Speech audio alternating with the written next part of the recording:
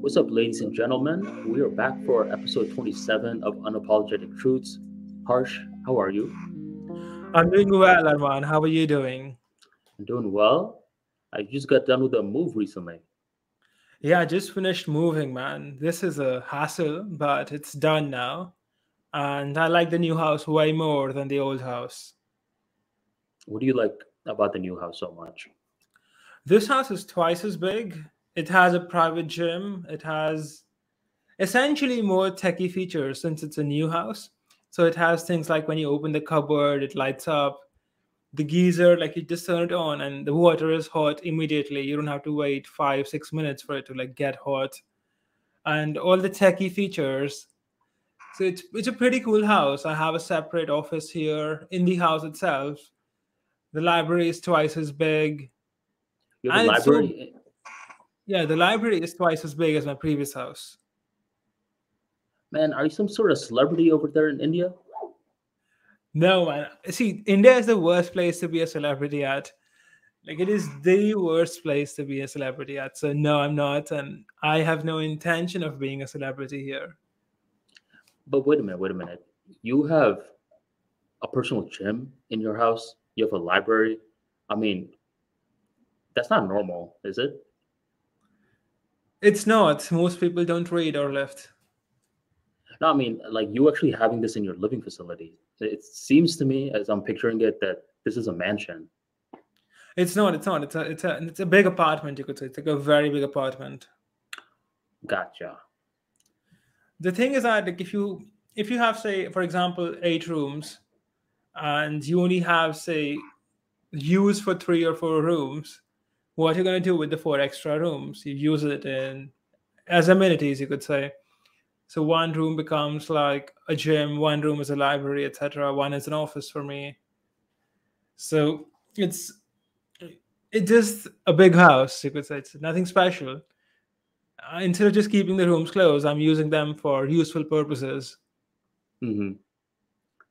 There's a service in Tampa. It's called College Hunks Move Furniture, and basically it's a themed moving service where these are college students that are swole that'll come through and will move your furniture.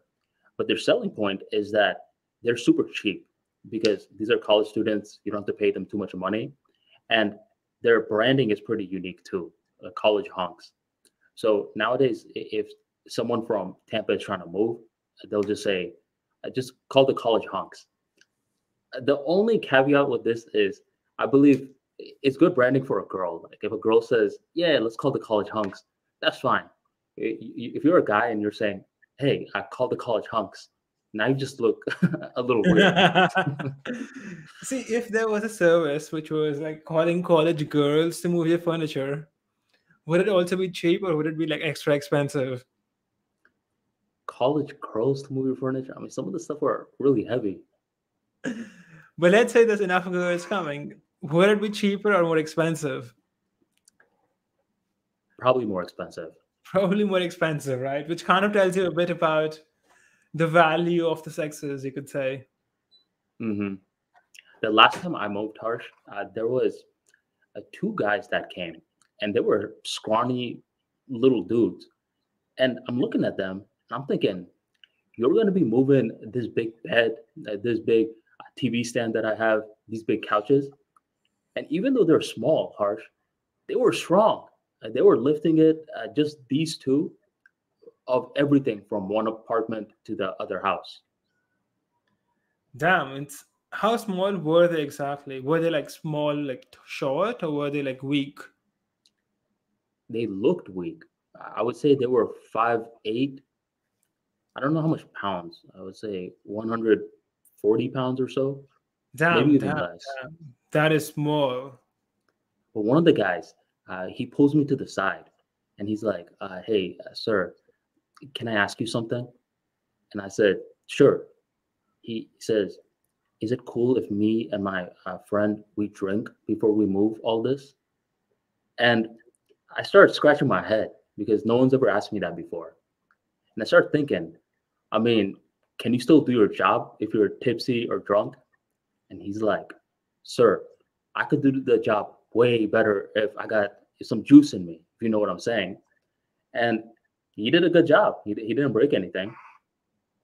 Interesting. Why do you think that is? Because it's such a repetitive job. I mean, they're over here doing the same thing. It's so mind-numbingly boring. And I believe that being tipsy allows them to feel loose, and it allows them to um, make waves with the mundane. So, Ah, and they're very I crafty. see. They came with a drill. They took apart pieces and they would rebuild it back when they take it to the new spot.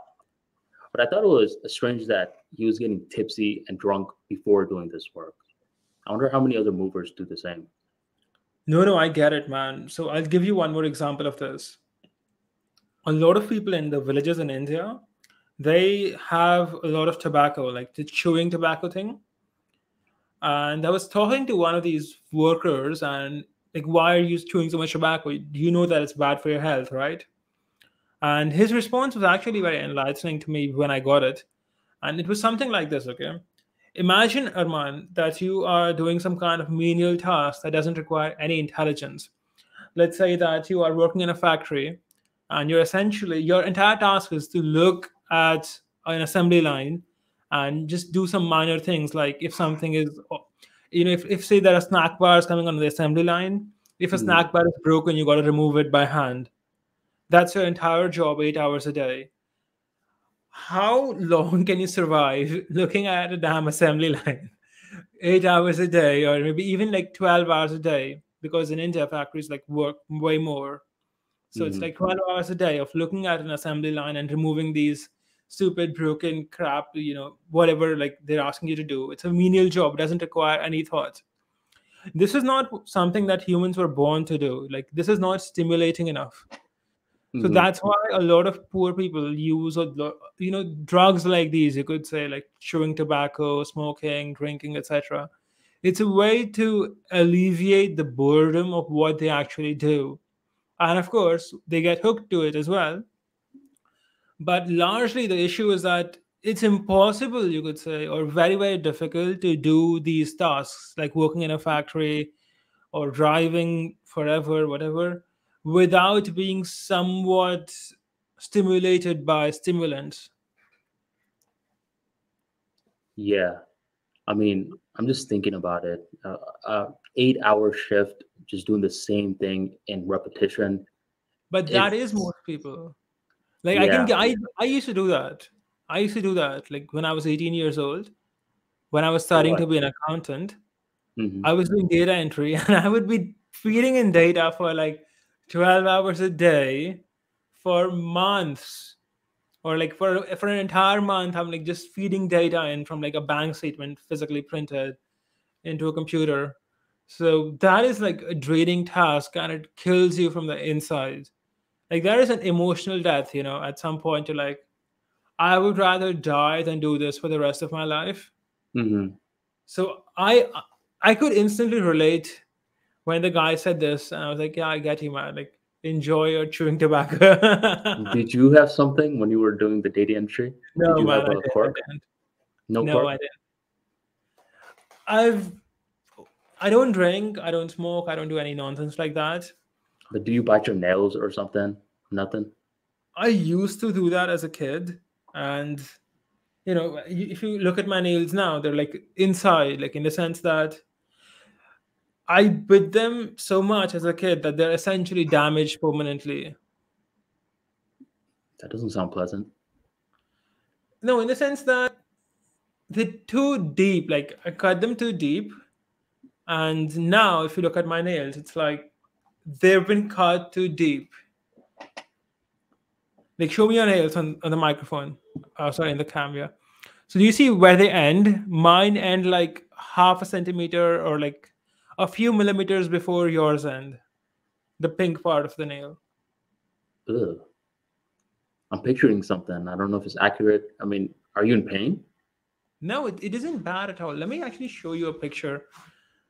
So a lot of people who like bit nails when they were kids have the same issue.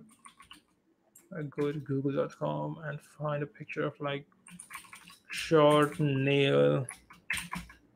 Biting. Okay, one sec.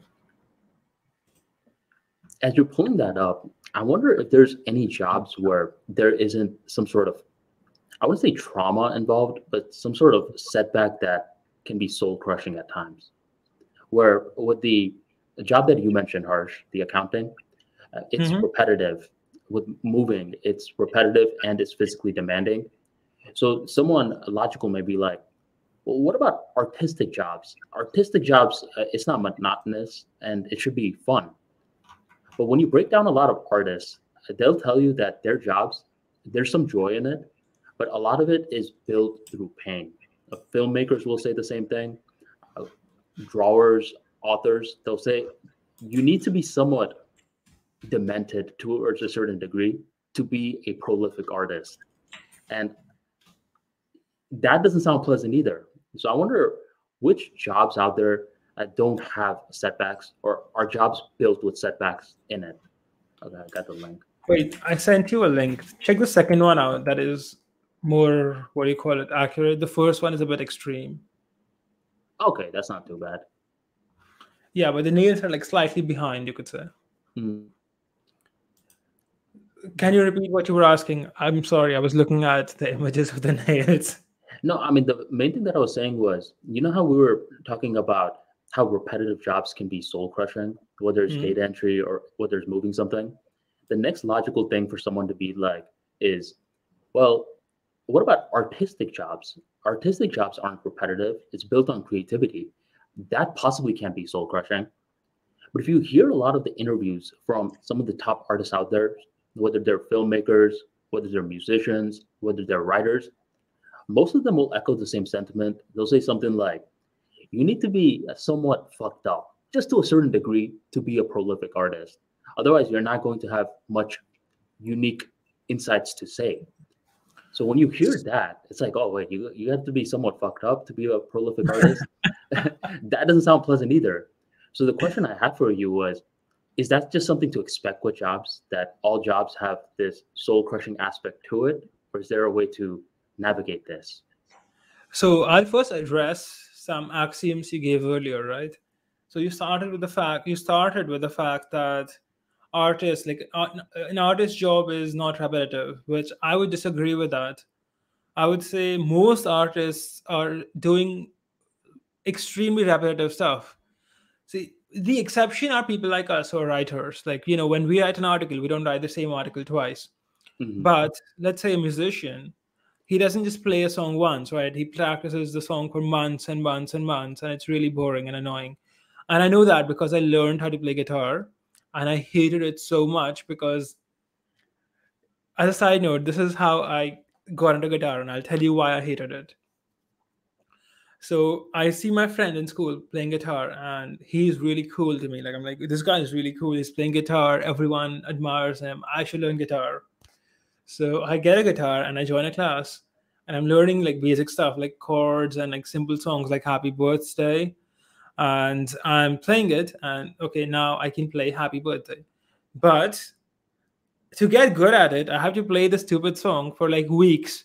Like, imagine playing one song 10 times, 20 times a day for weeks.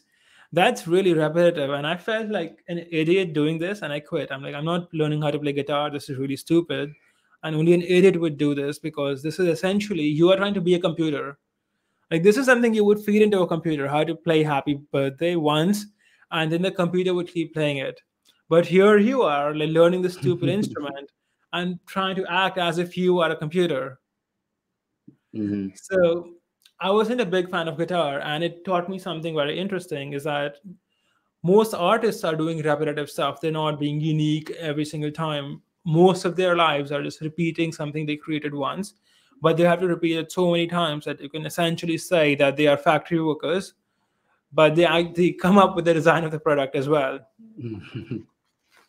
And writers are an exception to this because we only produce once. We don't be like, I'm going to write the same article 6 times. Like, that doesn't happen. Right. Painters, I don't know. I wasn't much into painting, so I can't tell. So I can't comment on painting. But if I had to guess, you're painting similar stuff. So it's probably really repetitive, like how many times he must have painted, say, the sky or the grass or whatever. So there has to be a lot of repetition there. But I don't know much about painting. So to answer your question, finally, can there be job? Like, is this a feature of jobs to be soul crushing? I don't think so. I do know people who really enjoy their jobs, who find them really stimulating. And I don't think they have to be soul crushing. I will say that a big element of your job happiness actually comes from your employer, or should I say your direct manager or your boss. Like, are they actually interested in whether you learn more or not? Are they into micromanagement? And a lot of people quit their jobs not because they hate the job, but because they don't like the manager or because of ego issues and things like that. You ever had a mean boss? Nah, man, I was a mean employee. You were a mean employee? Yeah, I was like completely useless as an employee. And I kind of didn't work, like, I never worked like a real job, you could say. I was just there as like an intern for like a long time. But I was like a shitty intern. I didn't do what was asked of me. I would leave on time instead of leaving 6 hours late like everyone else. Hmm. And I just didn't care enough. I was 18 and I was having fun. Okay. So you can't necessarily empathize with you know how a lot of workers, they'll say, "Man, my boss is out for me." You don't necessarily understand where they're coming from, do you? I'm asking that for a reason because I want to talk to you about one of the first times I had a mean boss. I have never been in the situation where I would rather like not be in it. Like if that has never happened to me where I'm being bossed around by someone and I'm forced in the situation and I can't go out of it. That hasn't happened yet. So there was a time for me, Harsh, where most of my managers up until this point were awesome. And I would have other coworkers that would whine about how their managers were not good.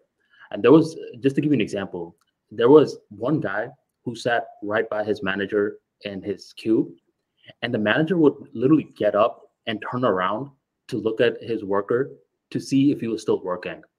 And that's how much of a micromanager he was. And in the beginning stages, I couldn't empathize with that. I'm thinking, dude, most of the managers that I work with are great. You guys just seem to be whining. Later on in the game, one day I was assigned a floor manager. So most of my team was in Chicago. I worked in Tampa, and my company didn't like that. My company was like, okay, well, even if his team is in Chicago, he needs a manager in Tampa. So I was assigned this stooge. I mean, this dude was mean. He just came from Brazil. He used to be in the Marines, and he would just blatantly curse and talk down to his employees. And I'm looking at this guy, and I'm like, man, I don't gotta listen to you. You actually have zero authority over me because I don't do any projects for you.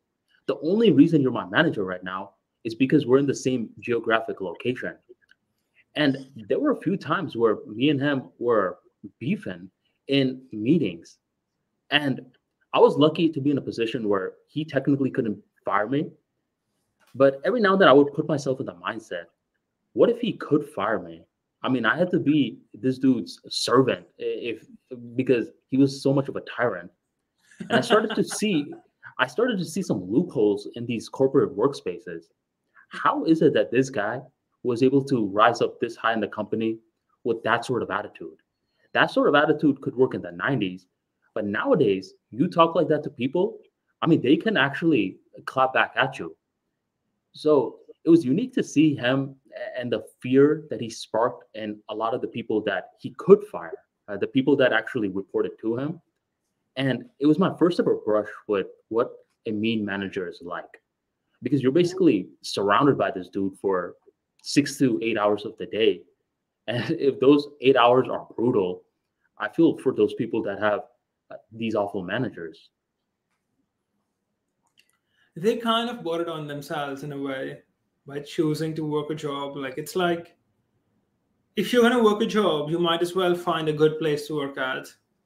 And if you can't, then this is what, like, the free market you've landed up at, like, it's the world doesn't owe you like A comfortable workspace. He was the unique But thing I about get it. this Like, guy. it sucks. I know it sucks. This Brazilian manager, his name's Mike, by the way. He was a jerk in the work sphere, but anytime he was outside of work, he was one of the coolest guys out there. Like he was one of the guys. You could talk to him about life. He'll talk about going to strip clubs and all of that stuff. Um, he talked about his life partying. Cool guy outside of work, a jerk inside of work. So I don't know what lesson this was. It was just unique interacting with this individual. Do you think that his military background might have played a role in this? Yes, I would say that played a big role. I mean, when you look at the guy, you could tell he was involved in something military related. Always tip top in terms of how he dressed, comb over, glasses, spoke direct, no jokes at work. Outside of work, I mean, he loosened up a little bit, but I mean, he was still, you could still get that military background from him. The tyrant. He was a tyrant. I mean, there was this one time we got, uh, so we were at this meeting, right? And Mhm. it was awkward where we've been working on this project for 3 weeks. And this is when he asked if I could contribute to one of his projects.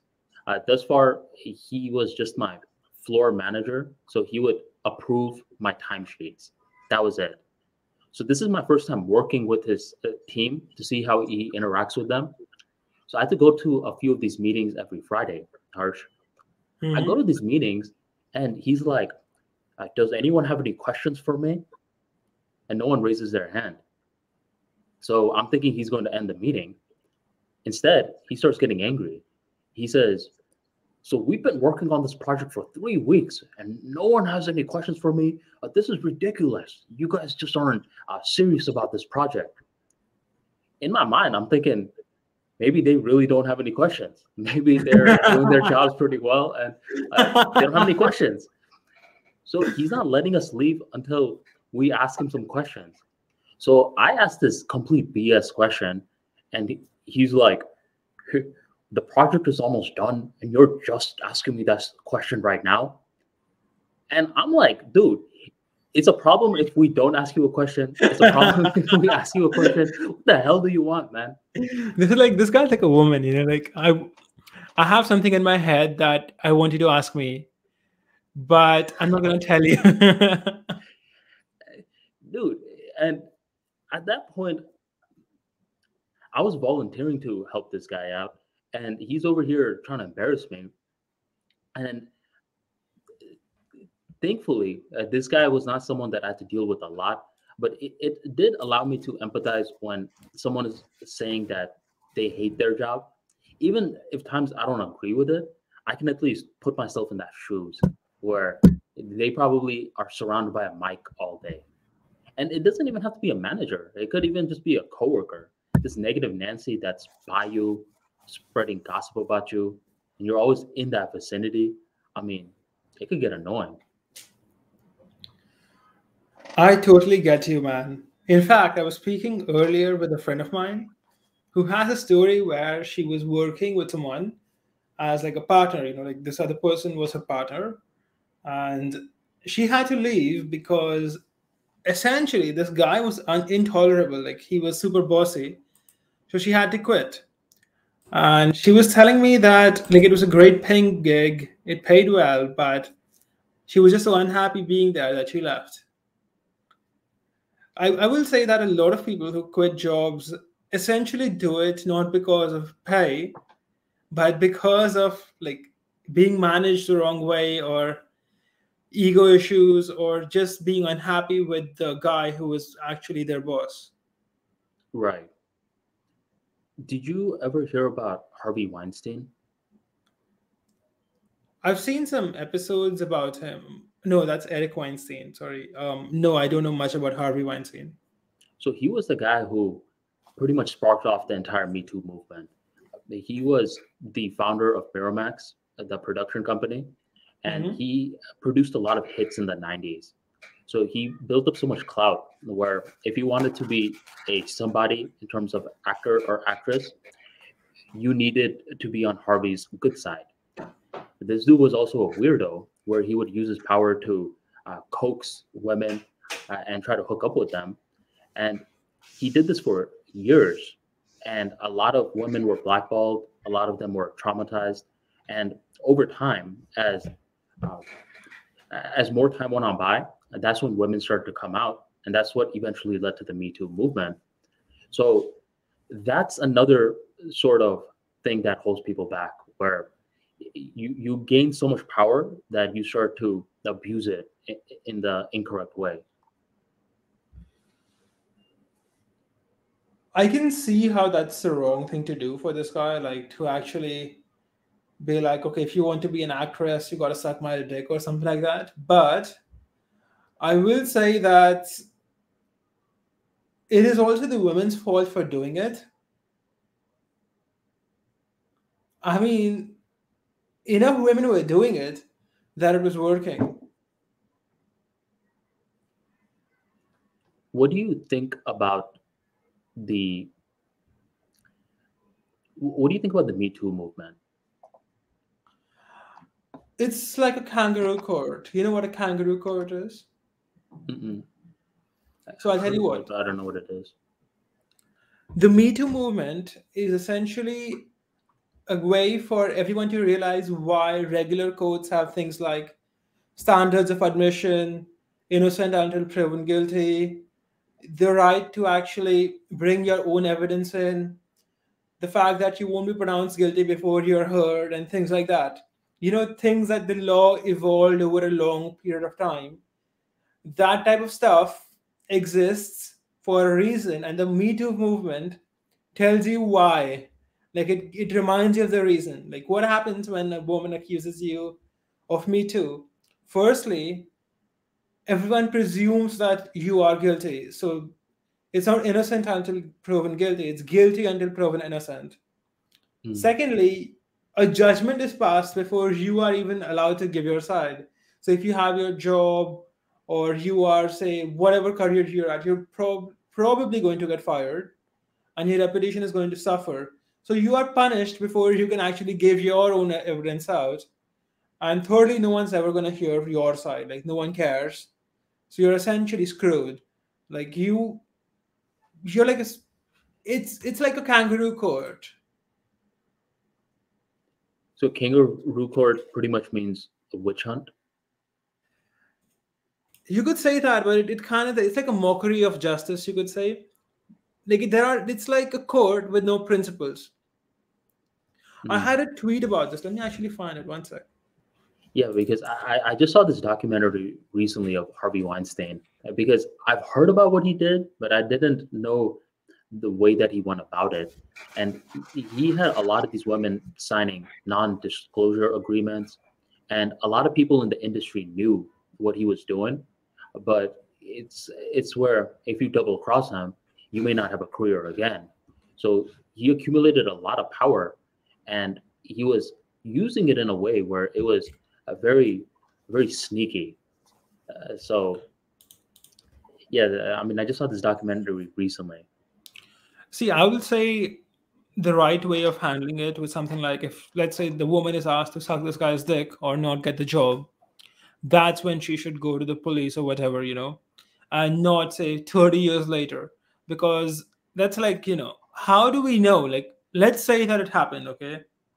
But we can't punish someone unless there is proof, and there is no evidence 30 years later. So it's up to you. Like, if someone committed a crime against you, you have to report it as quickly as possible, not like 30 years later, right? Otherwise, it's like if people start taking you on your word, then you can like accuse anyone and it's just your word against theirs, and there is like no way to actually find out what happened because it was so long ago. And I found the tweet. It's by this guy called Eric Weinstein, and the tweet is like this, okay? We're all slowly figuring out via trial and error in the kangaroo courts of social media why non-kangaroo courts have one, the presumption of innocence, the right to face one's accuser, the right to be represented, evidentiary admissibility standards, the right to remain silent, and statutes of limitations, etc. So when someone gets a Me Too court, it's like a kangaroo. Like when someone gets a Me Too acquisition, it's like a kangaroo court. Okay. Firstly, there is a presumption of guilt. You have no right to face your accuser because it's happening over social media, and it's like you're getting mobbed. So all the people accusing you of these crimes, you're not actually looking at them. You can't even face them because they aren't there. You have no right to be represented because it's social media and not a court. So in the kangaroo court, like, you have no representation. People have already decided that you're guilty, and then Mhm. you will be punished. Then there are no standards of evidence. Like, it's the only evidence that's there is that she says it happened like this, and that's what people are going to believe. So there are no standards. Like, there is no standard like this is good evidence, this is bad evidence, this can be relied upon and this can't be relied upon.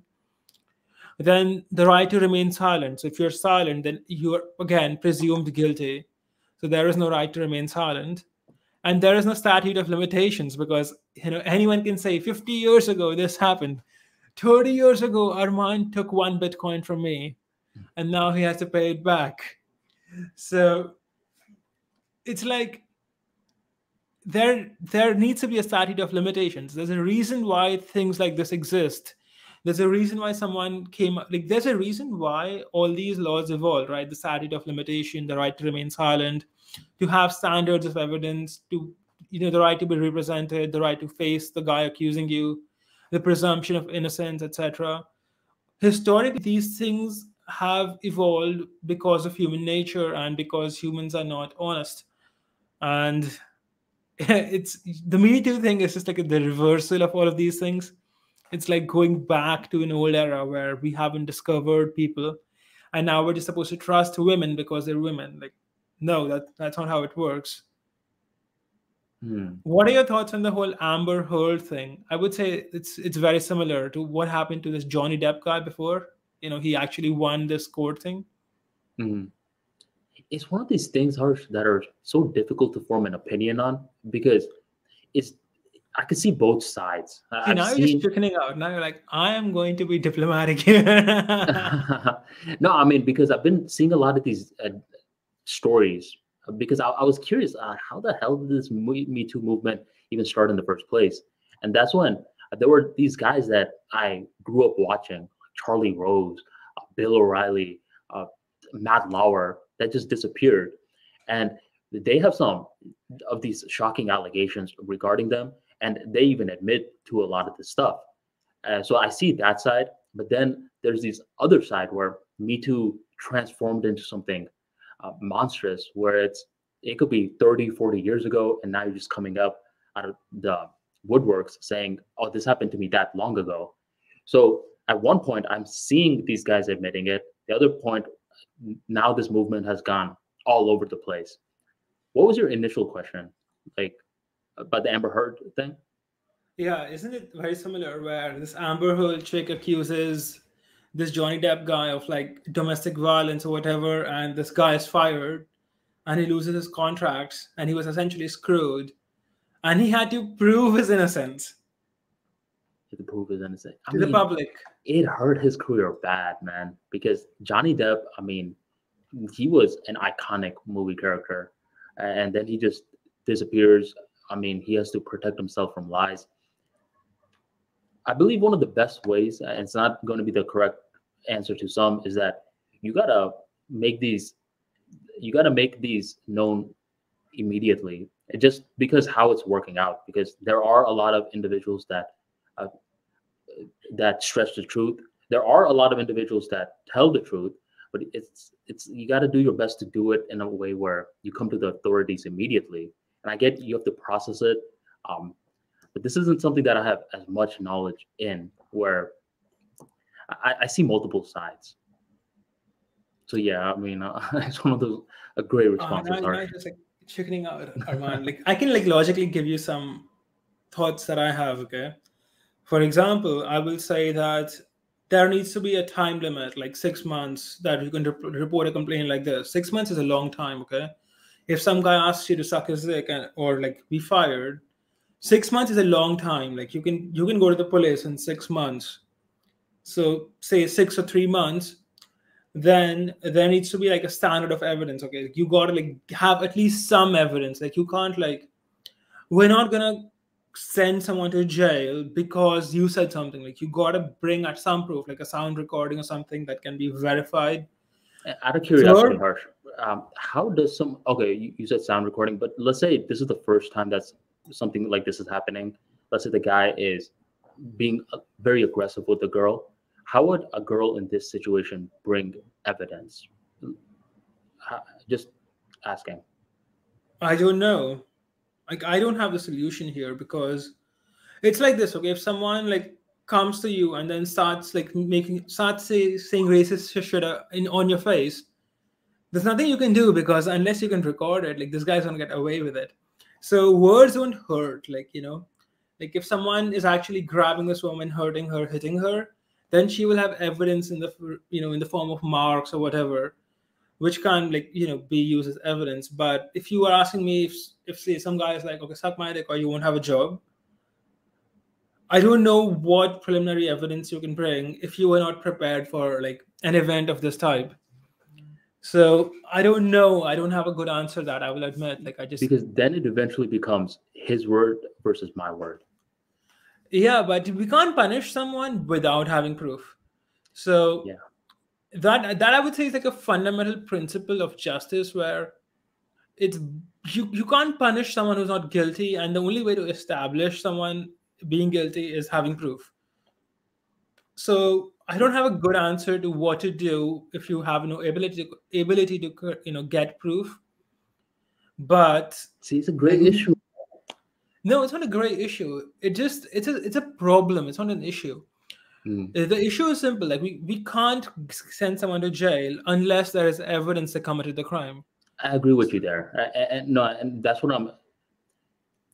Yeah, I agree with you there. Where But thirdly, I will say that, sorry, I'm just gonna finish my 5 point list or 4 point list, and then I'm gonna list. let you talk. Yeah, I've thought about it. So the third thing is that if there is like proof that you lied, okay, if someone can give evidence that this is a false accusation, then there needs to be the same punishment for the false accuser. So if someone falsely accuses someone else of, say, sexual harassment, and if it had been true, let's say this person would have gone to jail for 2 years. So if it is provably false, then the false accuser needs to go to jail for the same amount of time. Otherwise, it just encourages people to file false complaints. So I would say like the same, like the reciprocal jail term needs to be there, the reciprocal punishment. Like had this actually happened, how long will this guy be sentenced to? And the accusing party needs to be sentenced for the same amount of time for making a false accusation. And finally, I will say that until there's a judgment pass, until the court decides that someone is actually guilty, the journalists and established media companies should not be allowed to publish this person's name, because that just hurts this guy's reputation for no reason. Like, even if he's completely innocent and these journalists have completely maligned him, when he's innocent, the journalists won't even talk about him. So all the accusations will be out there in the public, but the fact that he's innocent would hardly be written about. So I would say that that needs to be there. Like either they're not allowed to print his name and talk about him, or if they are talking about him, then they have to print equivalent amount of words at the same places with the same amount of prominence about his innocence. Mm-hmm. So I would say those are my 4 or 5 demands. I lost count. I think there were 4. You've been thinking about this, which is a good thing, because this is one of those situations where, especially nowadays, Harsh, where there's so much information, where back in the days, you didn't have as much information. It was something that was happening behind the scenes. Now, most individuals know how to behave. It gets tricky. And let me give you a situation. 2010 or 2011, I was driving with this one super dark skinned guy. And right, he had a dreads, he had a hoodie on, tattoos all over the place. And we were driving late at night, and we're just chilling and we were talking, and then suddenly a cop pulls us over. Mhm. And once he pulls us over, I'm the guy that's driving. So I pull up my driver's license and registration. I know the drill already. And I give it to him. And the cop looks at me and is like, no, I don't want your information. I want his information. And he has these menacing eyes and he's looking at the my black passenger and is asking him for his driver's license. So he basically pulled me over to get this guy's information. And we were shocked because, I mean, we didn't know at the time because we were 18 or 19, but that's not something that's legal. I mean, he should have asked a question like, am I being detained or what grounds of suspicion am I in? We just didn't know any better. So he gave his driver's license, and this guy was pulled him out the car, was patting him and everything. And we were so clueless because we were teenagers. And we talked a couple of years later, and this black friend of mine was saying, what that police officer did to me was not right. It just, I didn't know. I want to find this guy and I want to get at him because it somewhat traumatized him. I mean, he's over here being patted and he was put, I don't know if he was put on the handcuffs or not, but this cop was getting aggressive with him. And we just didn't know any better. And as more time came on by on YouTube, there's all these videos nowadays that shows police officers trying to come at a citizen unjustly, and the citizen will say stuff like, "Am I being detained?" And the cop will be like, So, so that's the question nowadays. You I have know. the power here, Pat. Yeah. So this black friend of mine nowadays knows to ask that question. Brown people, I mean, in the U.S., anytime police officers are involved, there's no funny business. So we'll quickly give the card. Um, but yeah, I mean, this is one of those situations nowadays. Just to come back to the Me Too movement, I mean, there's more information out there where waiting 20 to 30 years. I mean, you may need some time to process, but to increase your chances of getting this guy out of the street, is best to make that information known to the authorities as soon as possible. Yeah, 20, 30 years is just crazy long. Like, it's impossible to get evidence, okay? Even if there was a security camera right over you when the crime happened, 20 years later, there's going to be no footage available.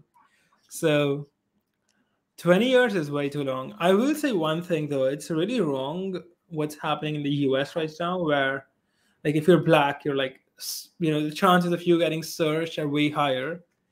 But I also get the police people's perspective, where if in your career you find that the majority of crimes are committed by people wearing orange shirts, and then you're looking at guys and one guy is wearing an orange shirt, are you going to have a look at that or not? You probably will. And I will say that there is maybe some element of racism, but probably also an element of, say, pattern recognition on the police's part. Okay, so they're like, okay, so these guys are more likely to actually have some drugs or whatever, so we're gonna search them more. So it's like who do you actually put the blame on, the police or these guys? So I don't know, but I've seen statistics from the US, and I don't know if these statistics are completely true or not, but I think like the vast majority of people in the jails in the US are black people. And the official statistic is like they commit disproportionately high amounts of crime. And I will say it has to come from the fact that like a lot of them are fatherless, right? Like earlier we were discussing, 70% of black kids born after 2014 are born to unwed mothers. So a lot of them don't have enough guidance. And the official stat says that they commit like a ton more crimes than their actual percentage in the population. So there is a chance that the police people, like in their careers, notice that, okay, so the vast majority of crimes are committed by this one group, so maybe we should search this group more. And this is kind of where we are, where the black people might feel like, okay, these guys are racist as hell, they're only searching us. And the police might feel like, okay, So these guys are criminal as hell, and we should search them only. So how do we know who's right? But I will say it still doesn't justify, like, It needs better to training. search someone without suspicion. Like, just because someone matches, like, just because someone is from a high risk community doesn't mean you get to stop them on the street and like pat their ass or whatever. Like, that's not how it's supposed to work. Yeah, there was this rule in New York called stop and frisk, where you think someone is suspicious, you could just pull them to the side and frisk them. And advice for both sides. I mean, police officers need to be trained better to a point where their biases aren't getting the best of them. And if you're African American, where this fraternity brother of mine, the friend, he quickly complied. If you are being hostile and aggressive and you're pushing the cop back, I mean, these guys, they may do something violent first and then ask questions later. And it's where you want to put yourself in the best position where just comply right now, and then later on, if you want to come at them with lawsuits and stuff, you do that later on. But you don't want to risk it, man, because there's a lot of these situations where the officers are armed and this individual is uh, resisting. And when you're resisting like that, these individuals will do something and you could lose your life. You don't want to put yourself in that situation where I mean, training definitely needs to be improved. But I mean, as you're saying yourself in this case, where you're seeing both sides, where in this case, both sides are highly complex.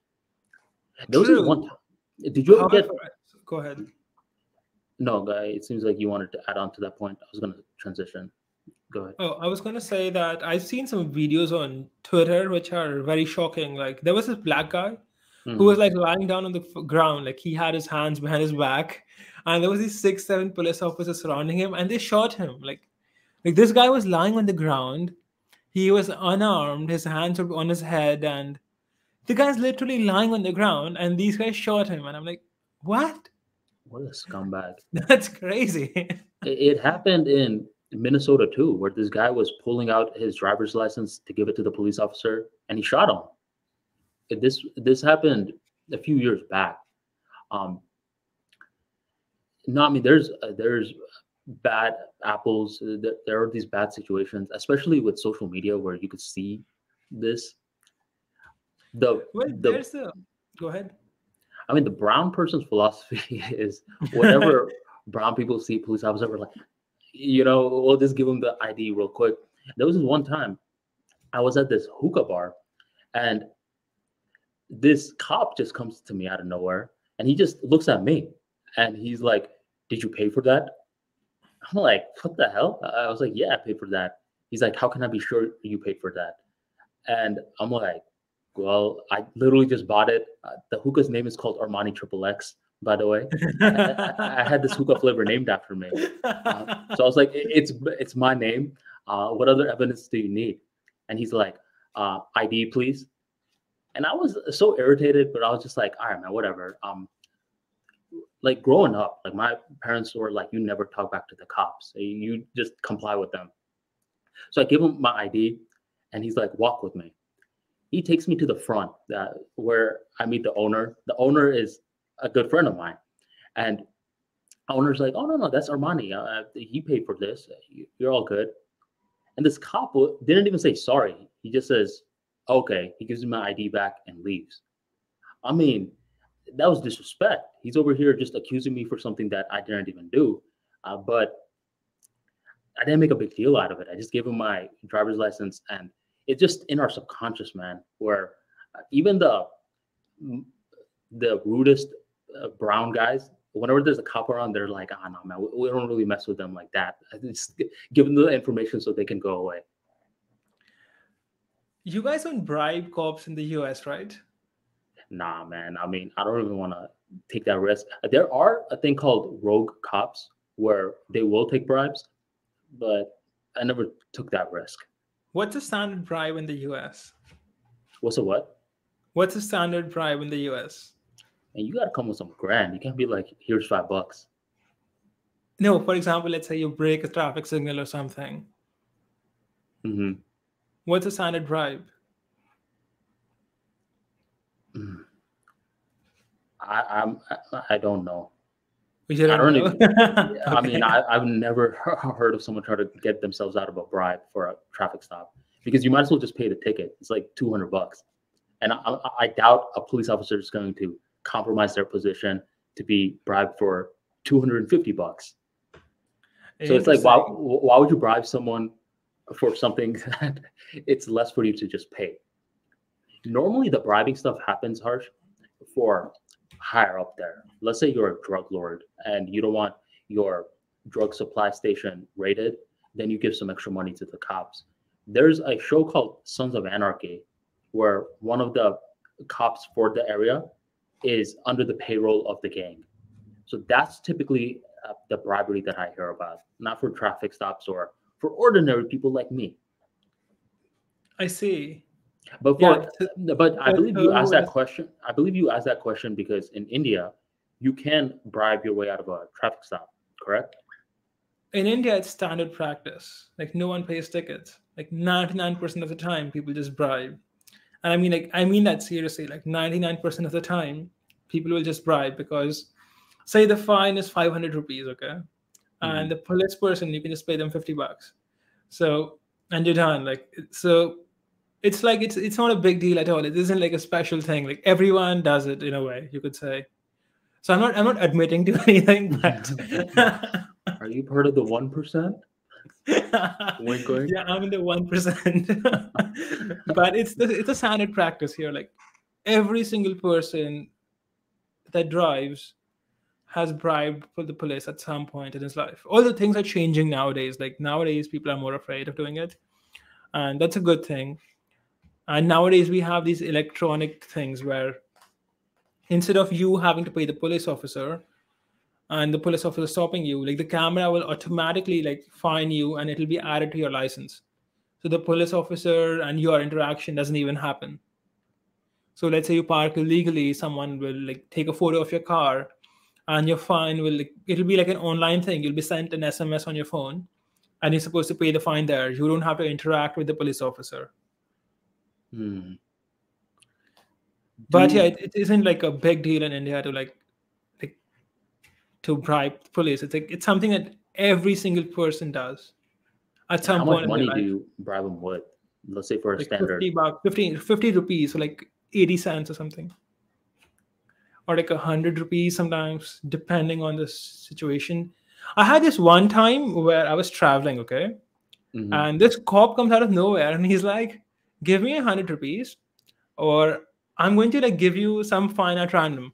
It's like he's essentially extorting, trying to extort money from me, and I'm like, and I'm not an idiot, right? Like, I'm not like a random citizen here.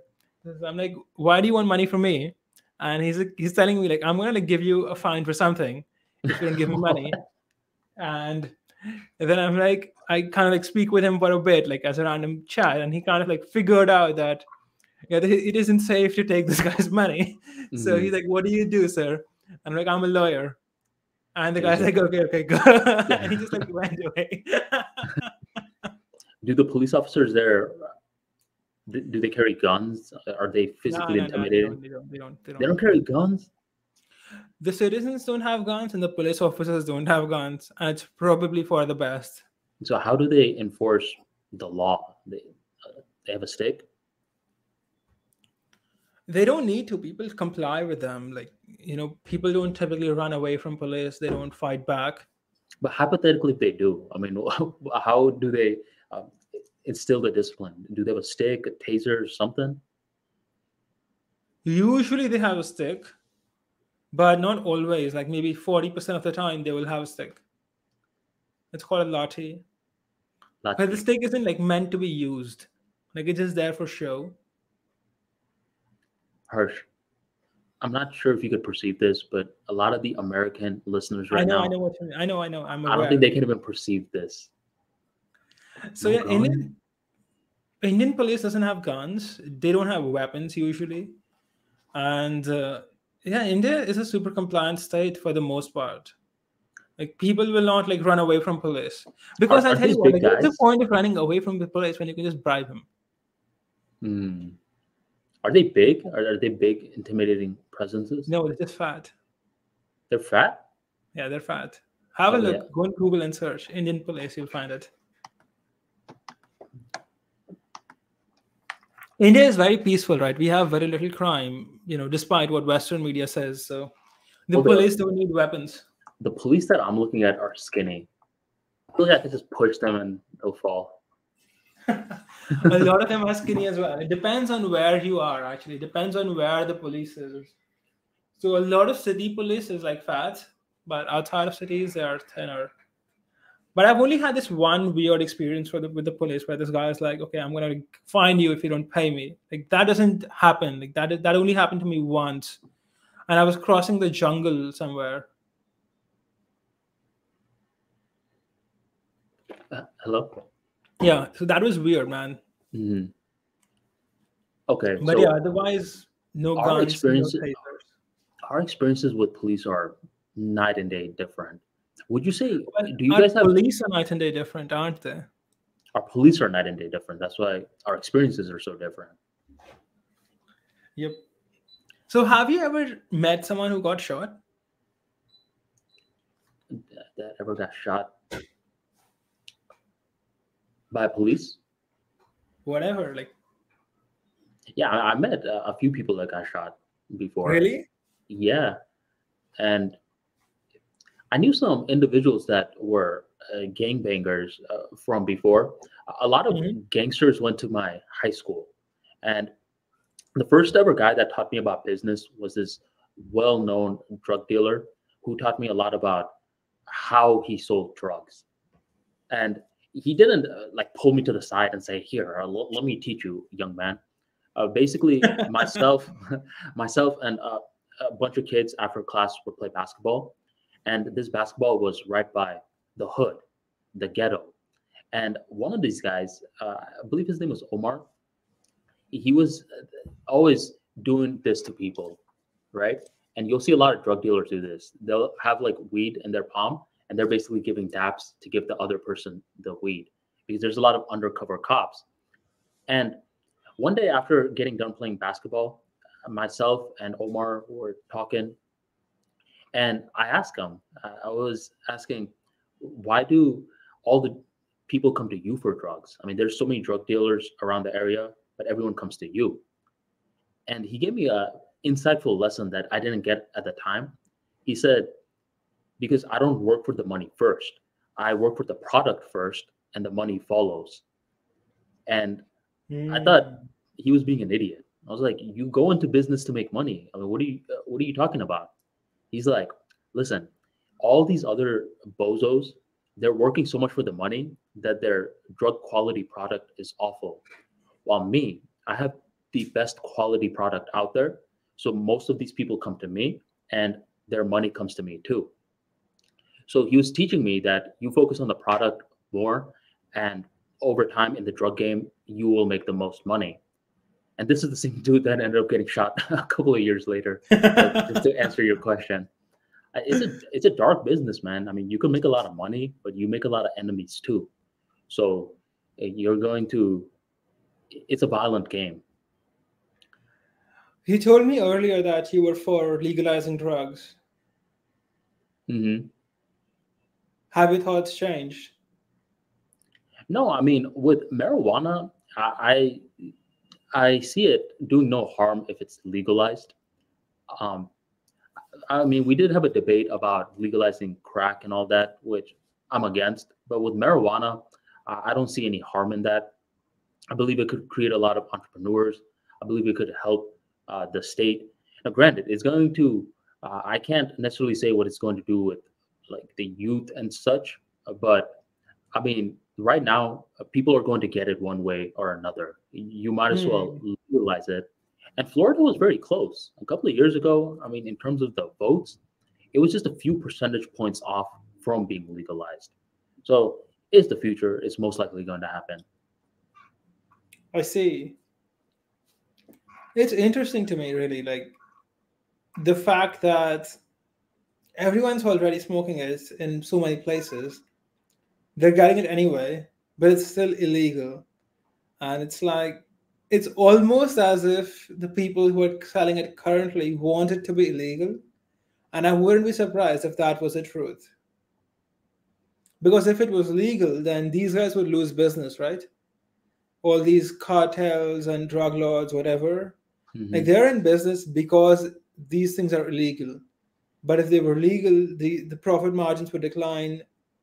A lot of people would be selling it. Corporations would be in on it. And these guys would not be a monopoly and they would not make as much money.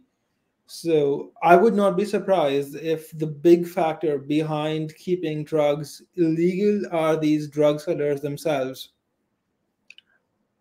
To argue for the other side, I wonder if these individuals, let's say the Omar, maybe they're highly resourceful. They just don't have the ability right now because it's illegal. So if it becomes legal, now they're bossing up. They're getting their employees, they're getting a nice building, and they're showing how much they could do with little, where it's just themselves and the dark market. But who knows what they can do with the professional market? See, let me give you an analogy, okay? Let's take cigarettes. How many cigarette companies are out there? I have no clue. Yeah, but if you had to guess a number, would you say it's like in 2 digits, 3 digits, 4 digits, 5 digits? Probably 2 digits. Exactly. There's very few cigarette companies out there, right? Now, let's take a country where cigarettes are banned. Let's say there's an imaginary country. Cigarettes are banned. People still want to smoke. And there's thousands of people selling cigarettes illegally. Now, how many, you could say, essentially companies, like illegal companies, are out there selling cigarettes in a country as big as the United States, but cigarettes are actually illegal? Probably way more than 10, right? Like maybe even in the tens of thousands, because it's so spread out.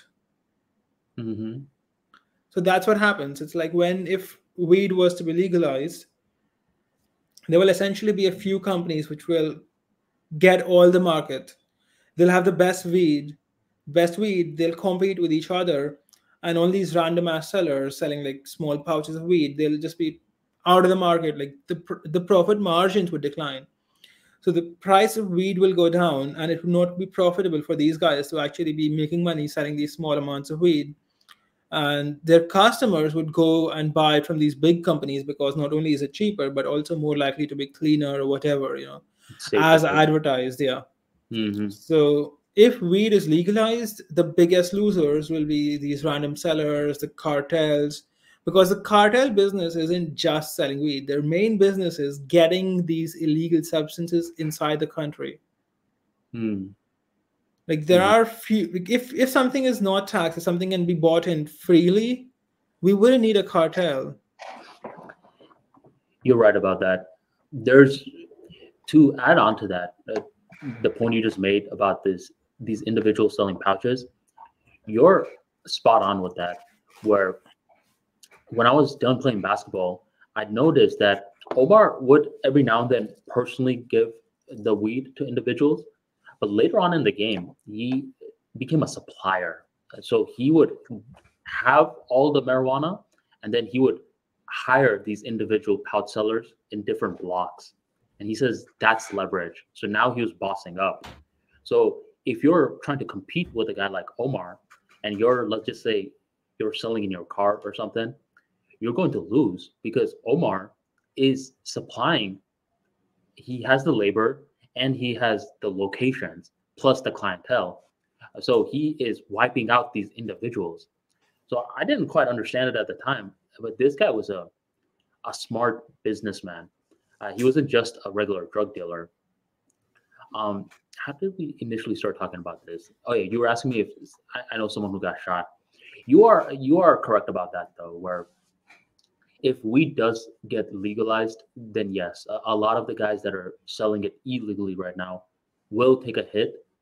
I don't know if all of them will get wiped out because with the marijuana industry, there are certain individuals that like that personal touch, right? They don't want that corporate touch. It's like food. Some people like they won't go to Taco Bell no matter how much you say it's good. They're gonna go to their local taco shop. So for the general picture, you are correct though. The illegal guys would take an L if weed becomes legalized, and anyone can participate.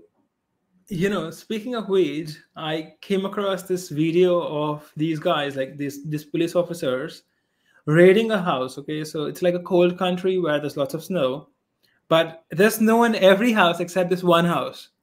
So these police officers figured, okay, these guys must be growing weed because they have so much heat that there's no snow on this house. And when they went in the house, they broke in.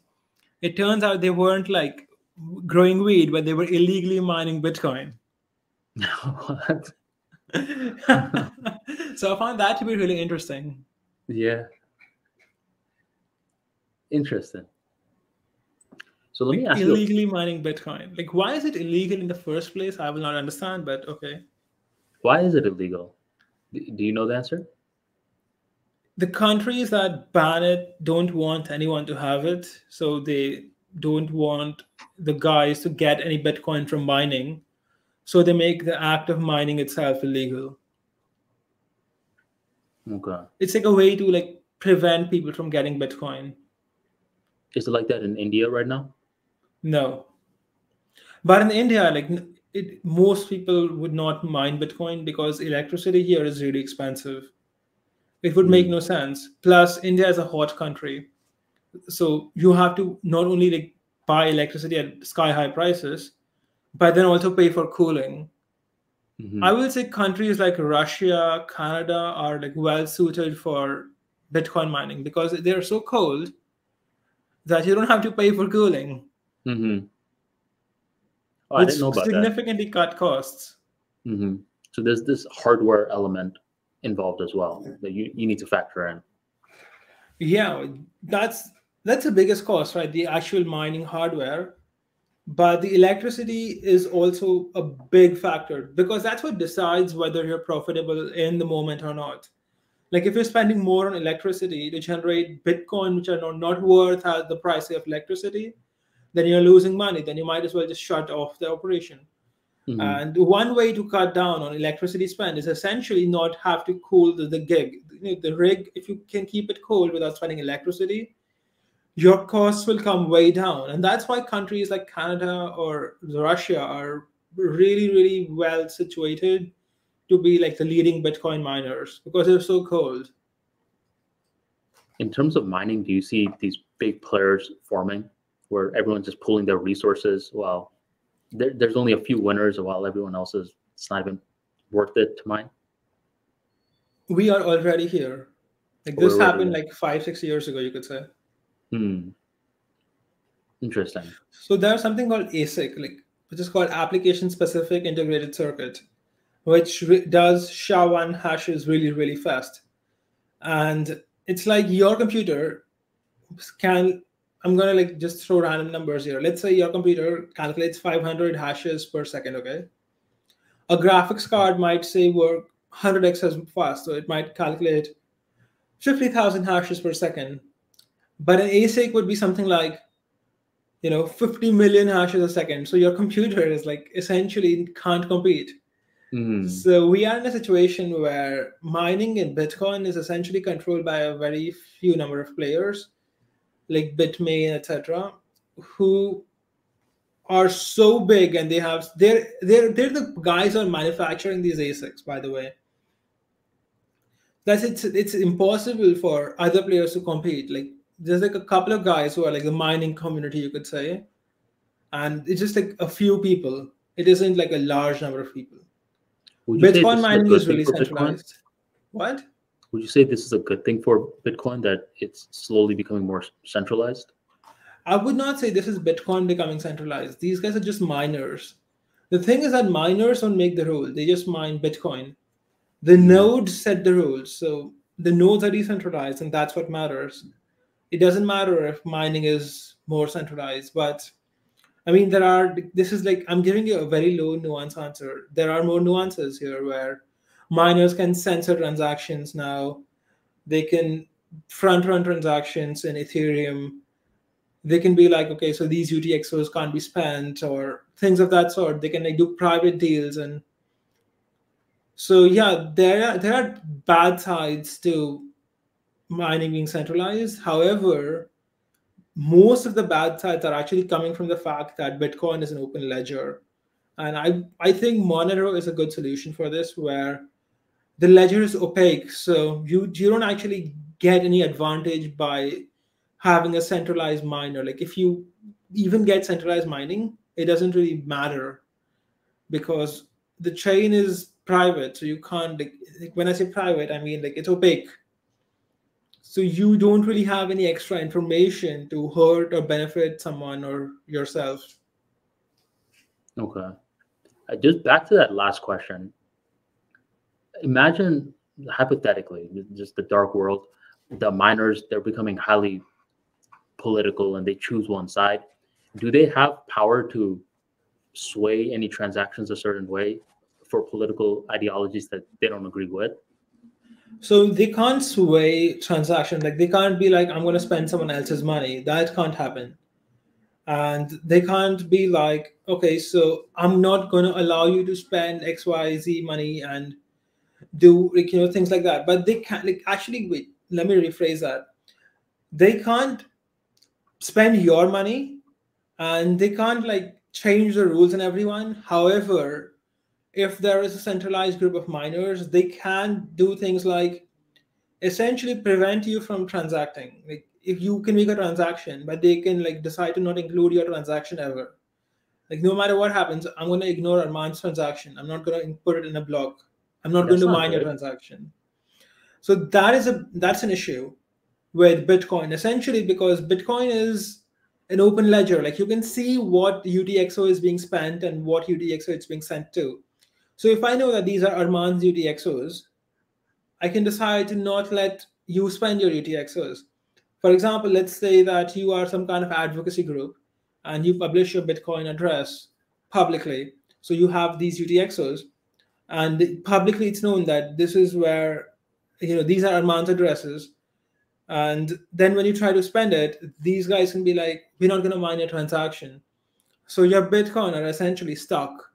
And this problem is not like you could say it's from the centralized mining, but I would say the root cause of the problem is the fact that these guys can tell what UTXO is being spent. So this lack of privacy thing is why this is happening. In a cryptocurrency like Monero, they can't really tell what, which output is being spent and who it's being sent to and how much money is being sent. So they can't really do these types of nonsense. Now with Monero, is there still that issue with electricity and cooling and all of that, or is it completely different to Monero coin? It is completely different because Bitcoin has the way it's mined is called SHA-1, which is a very simple hash which can be automated, not automated, I mean, which can be put in an ASIC, like an application specific integrated circuit, which can perform computations like millions and millions of times or even billions of times faster than regular computers that you and I have. With Monero, the mining algorithm is called Kryptonite, and I think they changed it right now to become something called SpiderX. And these algorithms are specifically designed to not be able to be put into an ASIC. So you can't monopolize it. Like anyone can mine it. Like you can mine Monero from your computer, and there is no monopoly here because there is no ASIC possible. And if an ASIC becomes possible, they just change the mining algorithm. It's a part of the ethos of this cryptocurrency where they don't want it to be centralized mining. So if, say, in the future, they find a way to make an ASIC for SpiderX, which was really, really hard, by the way, the ASIC can be rendered useless and your billions or millions of investment that you made in figuring out how to make an ASIC for this will go to zero because in an instant, these guys will like switch to a different algorithm or come up with something new. You know what For I mean? Monero. So for Monero, yes. So Monero is like much more decentralized than Bitcoin is in terms of mining. Would you say that makes Monero more of the prized currency over Bitcoin in the future? Yes. Is a prediction? Technologically speaking, Monero is superior to Bitcoin. Technologically speaking. However, Bitcoin is well known and it has other advantages, like simplicity itself is an advantage. What's more simple, So Bitcoin or Monero? Bitcoin is much, much more simple because it's like a plain ledger, right? They don't employ any privacy technologies. It's like UTXO being spent, the amount being spent, and the person that is being sent to can all be seen on the blockchain. So it's essentially no privacy, but it has other advantages, right? You can actually know there are 21 million Bitcoin by counting them out. Like how Okay. much money was sent to who, and you can like know how much money do people actually own, and you can know as a guarantee that this is the amount of crypto, this is the amount of Bitcoin that is actually actually exists without having any doubts or without trusting anyone.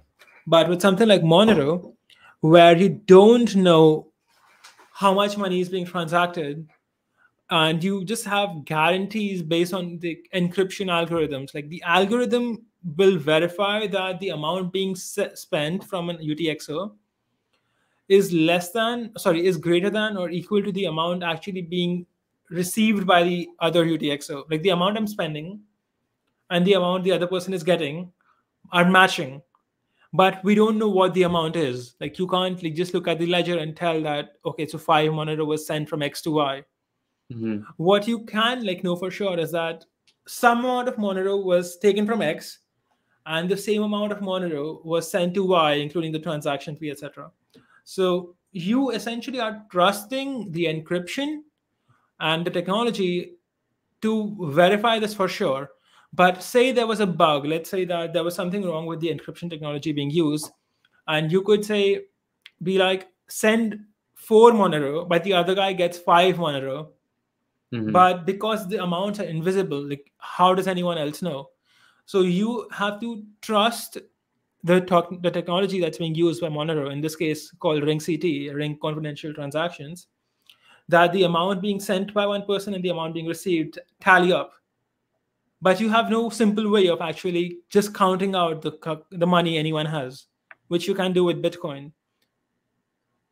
So there are Gotcha. things like this. So Monero has more technology, it adds more privacy, but the fact that it's private takes a lot of things away from it as well, which Bitcoin has because of its simplicity. Like you can trust there are so many Bitcoin because you can actually count them. With Monero, you can only inspect the algorithms being used, but you can't really tell, if you can't be sure there are no bugs.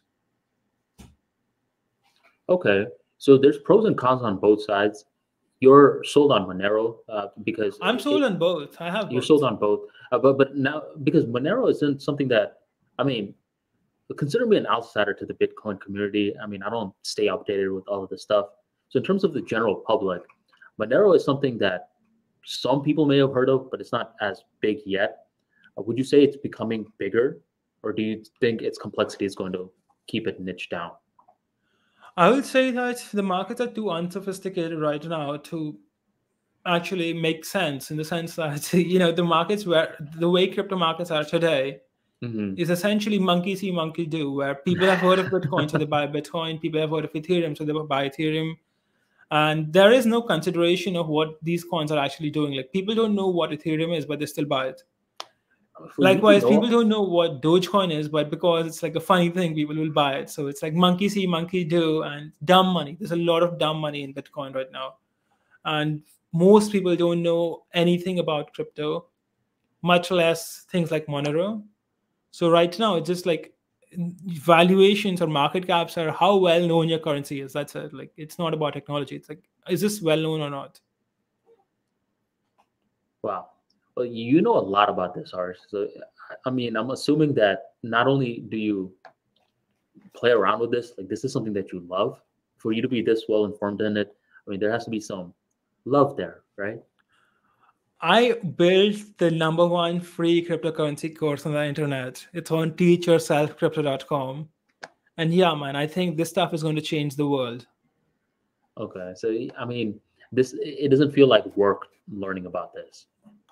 It really doesn't. It's a lot of fun, and this is the future. Like this is like learning how to code in the year 1995. Like it's so early, and this is the future. Like anyone who was doing this in 1995 like could tell like this is the future. But people outside it were like, this is a fad, it's going to go away. So we are at that point. I really enjoy it, Harsh, when someone finds something that is congruent to them. They can articulate it in an easy way. Where I was helping this one individual with negotiating recently, where he wanted to get a raise, and he was asking for a lot of money. And I don't want to hurt his spirits or anything, but in my mind, I'm thinking, okay, dude, you're not gonna get that much money in this economy, especially because you're working for such a small company. Anyways, I mean, he did get a raise, but it wasn't to his satisfaction. And that's when he began to start questioning his life. He just turned 32, and he's thinking, okay, do I stay in this company or do I actually pursue my passion? And this guy has always loved real estate. Like when he talks about real estate, he gets so excited, and he'll articulate some of the most complex topics in some of the easiest ways. And as we're talking, you could tell that he wants to invest this part of his life, 32 on forward, more into real estate. So him not getting the raise that he wanted surprisingly gave him more direction into what he did want. So the reason I bring that up is because as you're talking about Bitcoin, I sense the same enthusiasm that this guy got with real estate. Interesting. Do you have any thoughts on cryptocurrencies? Like, what are your thoughts? Well, I mean,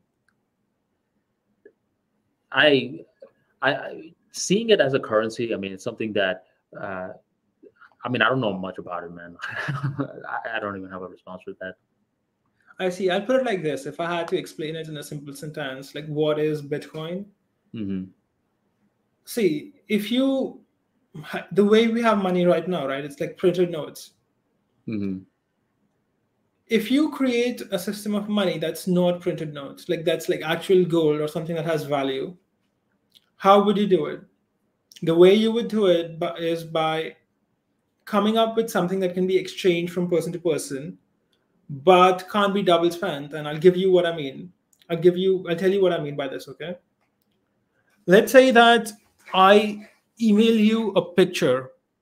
Mm-hmm. You have that picture and I have that picture. I can email this picture to someone else as well. So that's why images and email can't make money, because they can't be money because because of the fact that I don't lose the picture by sending it to someone else.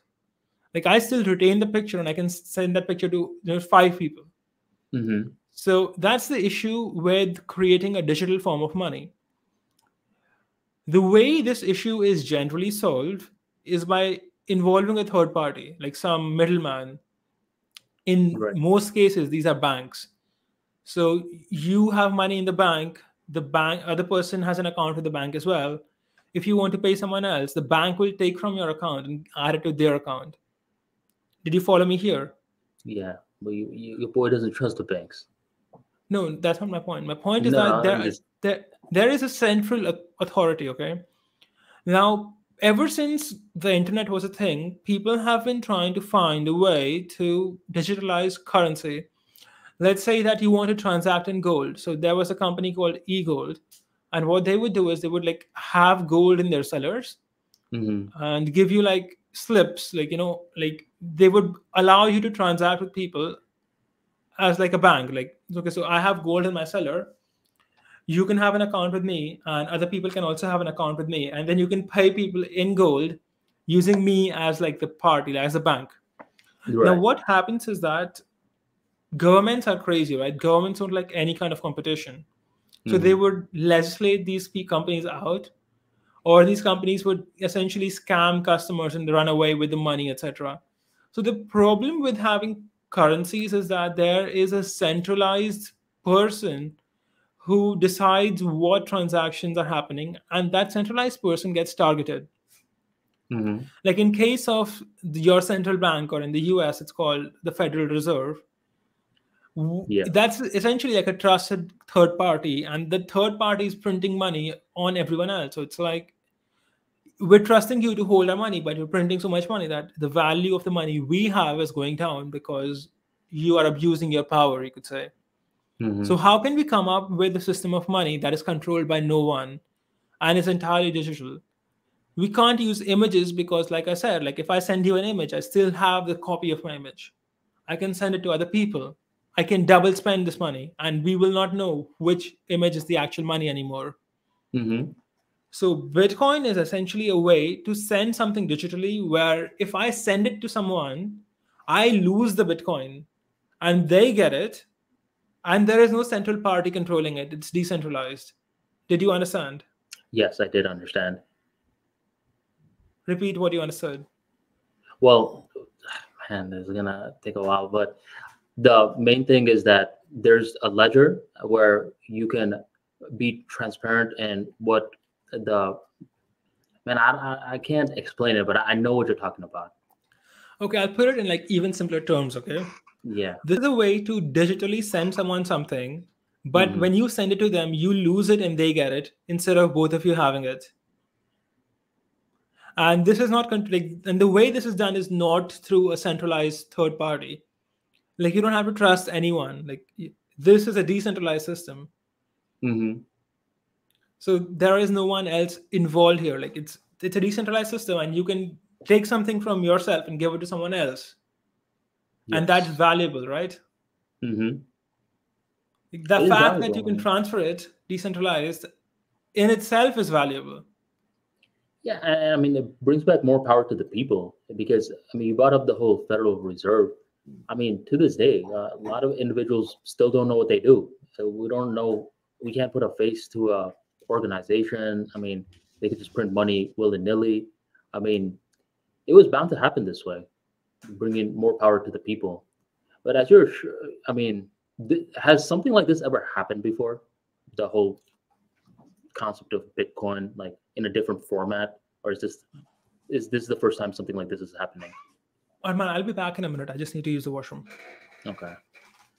Well, while Harsh is talking about that, or when he's coming back, there was this question that I was discussing with someone where he was preparing for a fitness competition, and he was talking about there's beauty to articulating your goals out loud and sharing it with other people.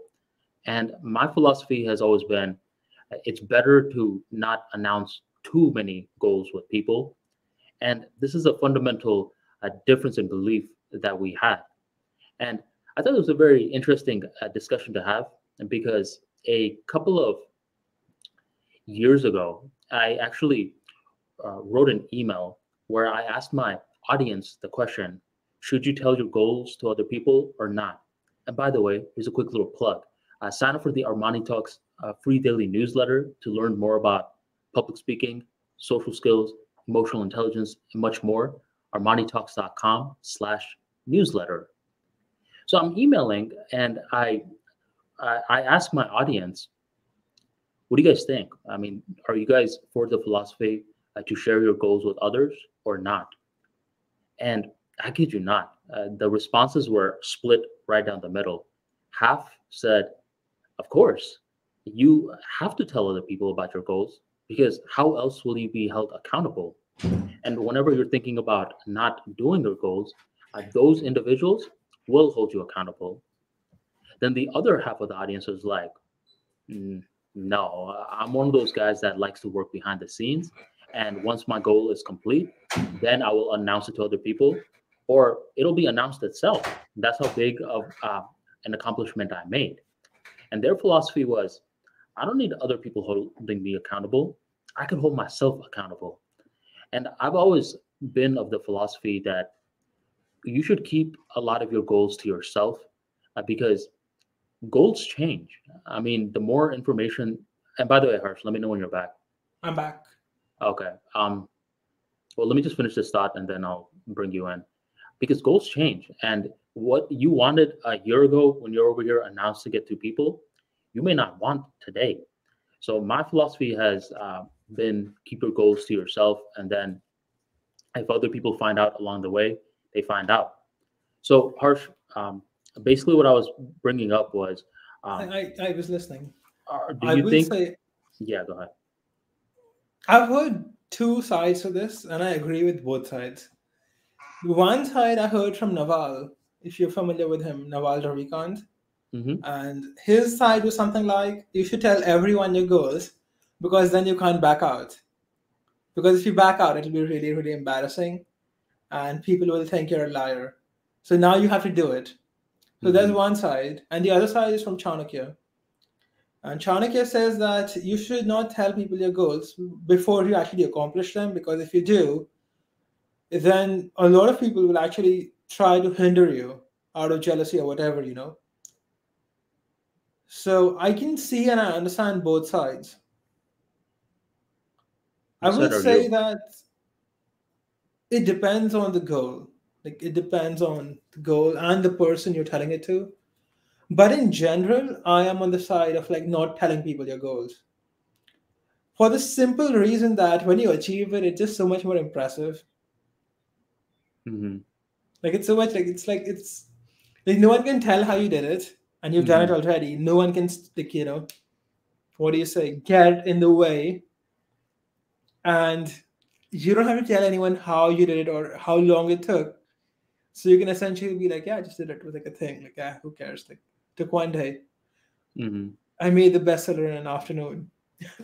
So like, it's much funnier. Yeah, no, I'm of that same philosophy. My other thing is that, goals evolve. So what you said a couple of weeks ago doesn't necessarily mean it's always going to be the same. But it really comes down to the accountability part. At certain times, like let's say you're trying to lose weight and routinely you are not losing weight, then you may need an accountability from an external party. So this is a good time to announce the goal.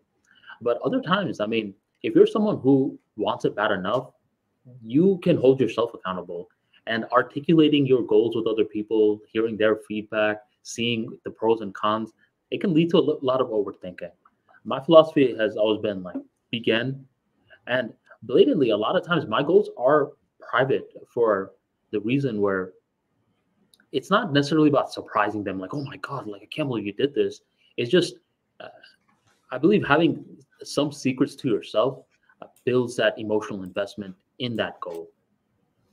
It's like, It this is depends mine. on the goal, you know. Like if your goal was to lose weight, and you just don't tell anyone that it was a goal to lose weight, and you're losing weight, that's way more fun, you know. Hmm. And if you have like some serious goal, then yeah, I think you should take a different thing, and like you should figure out like who you're gonna tell it to and who you're not gonna tell it to. For example, if it was my goal to be like the world's best podcaster, and I know Joe Rogan in person, I should probably discuss it with Joe Rogan because I could get some really good advice from him. Hmm. And he's not gonna like be a hindrance to me. You know, he might actually help me out.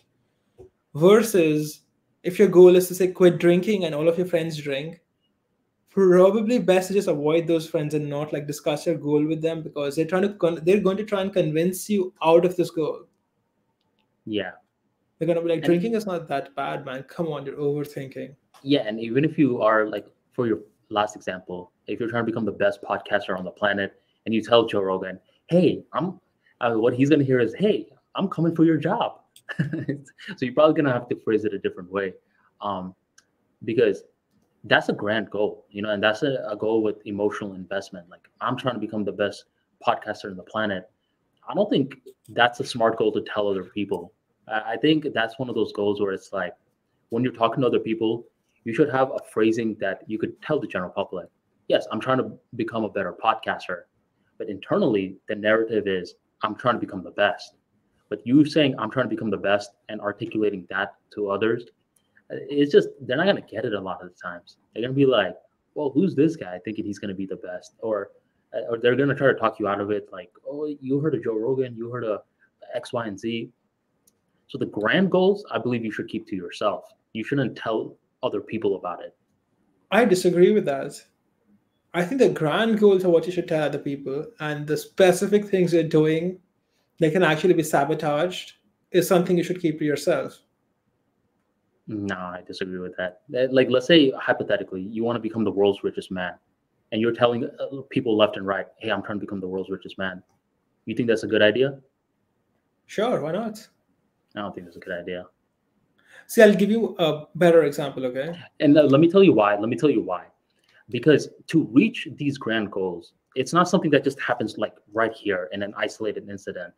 It's a series of iterations that leads to that big goal. So you just telling that final act to someone, they're not necessarily going to perceive the iterations that led you to that moment. So No, I you believe don't want you them to should. perceive the iterations. See, I'll tell you, I I'll want give you them an to perceive example. any, especially the grand part. Go ahead. I see where you're coming from, but say, for example, there's a guy and he's a software engineer, okay? And he's working at a software company, and he's like, his goal is to like be the best software engineer. Let's say that his goal is to be the CEO of this company, but right now he's like a junior developer. So if he says to people, okay, my goal is to get so good that I'll be the CEO of this company, that isn't gonna bother people as much. It's not gonna like people aren't gonna stop him in his career, and people aren't gonna try to hurt him because he said something like that. So there are advantages of saying that, and it'll hold him accountable. If he's slacking off, then people are gonna say, "Hey, I thought you wanted to be the CEO of the company. Come on, man, don't slack off. Like work." But say the steps to becoming a CEO from a junior developer could be something like sucking up to your project manager. So if you're saying like my goal right now is to suck up to the project manager, now that's a dumb move. Like you don't talk about the steps. The steps are for you so that people don't sabotage you. But if you're gonna talk to people, you can tell them like the vision of the thing. In fact, in many situations, it's in fact the requirement to tell people the vision. Like if you're running a company, Mm-hmm. your employees and everyone they need to know the vision of the company. What are you trying to actually build? But you don't need to tell them the specific steps. Like I'm going to do this next year, then this next year, then this next year. You know what I mean? I see what you're saying. So I would say that is how I think about this, issue. No, I see where you're coming from. Where, in terms of the vision, yes, there's going to be a vision that you need to articulate to other people. But what I'm also saying is that like, you also need something for you, right? Where you don't have to tell other people too much. And I believe it comes down to the accountability part, where as someone, let's say they're trying to become the CEO, like you mentioned, they're hypothetically slacking off a lot. Then this is the person that needs that accountability. So they need to tell other people. But other individuals are so self-motivated where telling other people is a hindrance. It adds more noise. And their signal is there all the time. They don't need to add more noise like, hey, like getting feedback from other individuals, because they're holding themselves to that standard. And uh, I do see where you're coming from, though. And I mean, when you took a break, I said that I asked my newsletter about this. Do you share your goals or do you keep it private? And it was split right down the middle of the people that responded back. Half said I keep it to myself. The other half said I make it public. So, I mean, there is a side, there's a case for both sides, but I don't agree with it. Definitely. I will say a lot of things come down to tact. Like if your goal is to say, let's say you're working for a software company and your goal is to like learn here for 6 months and then start your own company, you should probably not tell it to anyone, because then you'll Mm-hmm. be fired or something, or you won't get responsibility. So a lot of it comes down to tactfulness and like knowing the situation, which goal you're telling everyone. Let's say that you are like a big corporation and you have like three competitors. You can't go to the public and say we're going to kill all the competition and raise prices on everyone. Like, even if that's a plan, Mm-hmm. like, you can't like go and tell people like we're going to kill these other companies and then we're going to be the only ones left. and then we'll raise prices. That might be the plan. Like, that might be the plan, but like, you can't like go and tell it to people. That's So too there funny. is tactfulness involved. Yeah. Interesting. So Have you ever had a bad experience with this? Like when you told someone your goals and then they made it impossible for you to fulfill it? no, I mean, there's been a couple of times where, let's say I go to a mastermind. You know what that is, mastermind? Yeah. So I go to a mastermind in Tampa, and everyone's like, "I want you to tell me your goals for this year." And there's some stuff where we're like, there's some stuff where you could say it, but I'm talking about the grand vision that keeps you awake at night, that makes you excited in the morning. I'm not over here trying to tell this to other people. So there's a girl next to me that's like, um, she's like, I plan to become a billionaire, which is fine. I believe that's the grand vision, like you could keep to yourself. As soon as she's saying it, like all these other like individuals in the mastermind are like, like rolling their eyes. And it's one of those things where I could understand the chick that wanted to be a billionaire. She has so much enthusiasm. She really loved what she did. I could tell she went through her iterations to reach this goal. But I'm like, these other people aren't going to understand it. They're over here yawning away because we're in the mastermind early in the morning, uh, while you're, excited early in the morning. Like you guys are different breeds. Now you articulating your grand vision to this person who has no allegiance to you or anything like that. They don't work in your company. It's just noise. So to answer your question, like, have I had an experience where articulating goals uh, has led to a bad experience on my end? Not necessarily on my end, because I don't believe in sharing big goals with other people unless they're my immediate circle. Even then, I'd like to have at least one secret with myself. But I've seen other people, they're getting burned by this. And others just do it for ego's sake. There's a lot of individuals that they just want to write something on their Instagram bio. They start a company, they're like CEO or like executive of this. And it's like a lot of it becomes ego. And I think it's way better to keep it to yourself, charge yourself up, hold yourself accountable, build that confidence with yourself, and let your work, speak. Um, so yeah, have you ever been burned by something like that? Not really, but it's really interesting that you bring up this specific thing of people putting CEO and everything in their profile on social media and everywhere else. Which isn't a bad And thing, but it's like some will just do it just so others know. They don't necessarily view themselves as the CEO only. They just want like, hey, did you see I'm the CEO right now? It's more for ego's sake rather than heart's sake. I'll tell you something I learned from experience, okay? Hmm.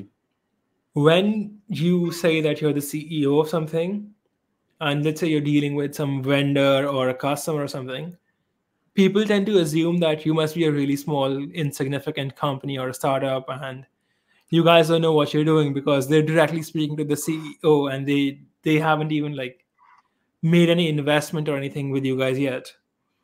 So instead, what you need to do is you need to like change your role. Like you need to introduce yourself differently depending on who you're talking to. So if you're talking to, say, a supplier, instead of saying I'm the CEO, you should say something like, yeah, I'm the purchase manager for this district. Oh, have And you done then they that? take you way more seriously because they assume you're a big ass company. Yeah. Or if you are like in sales, or if you're selling something, you should say I'm the sales manager or something. So it makes people think that you are a much bigger company and not just like one guy who's a CEO. So this is something I learned from experience. Like if you want better treatment, you have to like sometimes pretend to be bigger without actually lying. I mean, if Hmm. you're the CEO, you're both the sales manager, the purchase manager, everything. So Hmm. depending on the situation, you might want to introduce yourself differently. Good tip. Yeah, I remember once, like this is when I was like 18 years old and like, very early into my career, you could say. And I was like speaking, there's these softwares which like help you with investing and researching companies. And one of these is something called the Bloomberg Terminal, etc. Mhm. And I'm like speaking with these guys, and I'm like, okay, so I'm the investment head. And I'm like, okay, so firstly, I was just investing for myself, but I wanted to learn more about these companies. So I'm like, I'm the investment head, and can you tell me more? I give them like a random email I just made up, and they spent a couple of hours showing me the software and everything. And it was insanely expensive. Of course, it was like way more expensive than I could afford at that point. It was like $25,000 a year. So I politely declined. Mhm. But the fact that they spent like 3, 4 hours trying to sell it to me, in an 18-year-old, Oh, you're 18 was only. was because of the fact that I introduced myself to be like as an investor, like as an investment head, and not like CEO. If I was CEO, they wouldn't even talk to me probably. Mhm. I could see that. I actually never thought about it like that. But I could definitely see it like that. The way that I initially meant it was, someone will start a business more for glory's sake rather than what value can I provide? How can I then collect cash? They just start off writing CEO or like some sort of specialist, etc. And once again, this is one of those nuanced things where at times you can see the case for that, where the person's not lying. They're like, well, that's what I am. But other times, I mean, it's more so for recognition. And it's a game of intent where the recognition isn't bad by any means. It's just that uh, I believe it really just does come back to our initial talk about, do you announce goals in public or not? I mean, it's not one of those black and white answers where it's like, no, never announce your goals.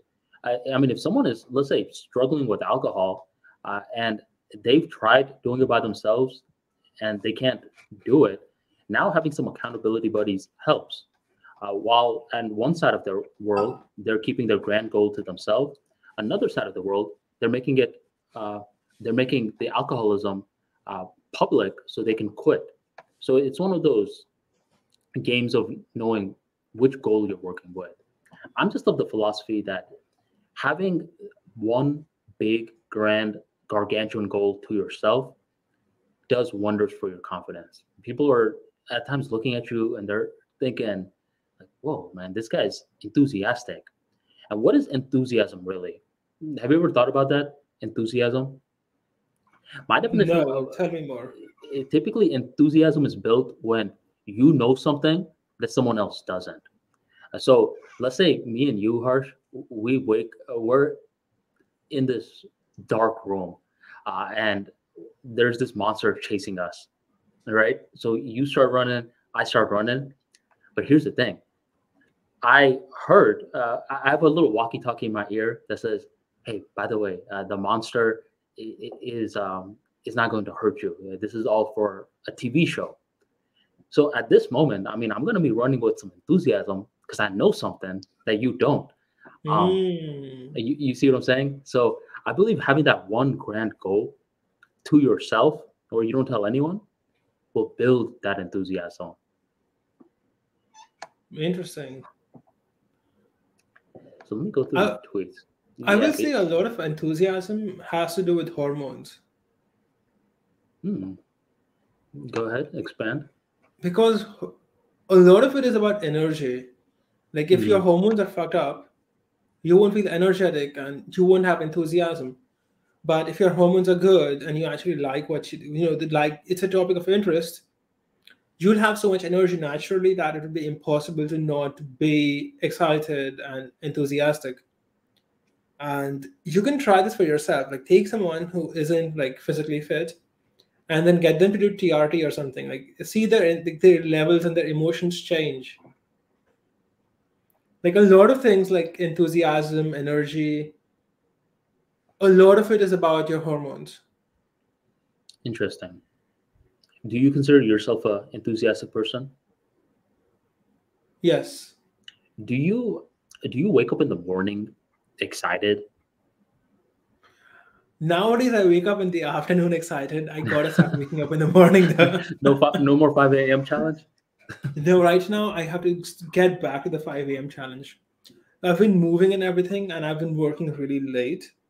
So I've been sleeping at maybe 3 and then waking up at 11 or 12, whatever.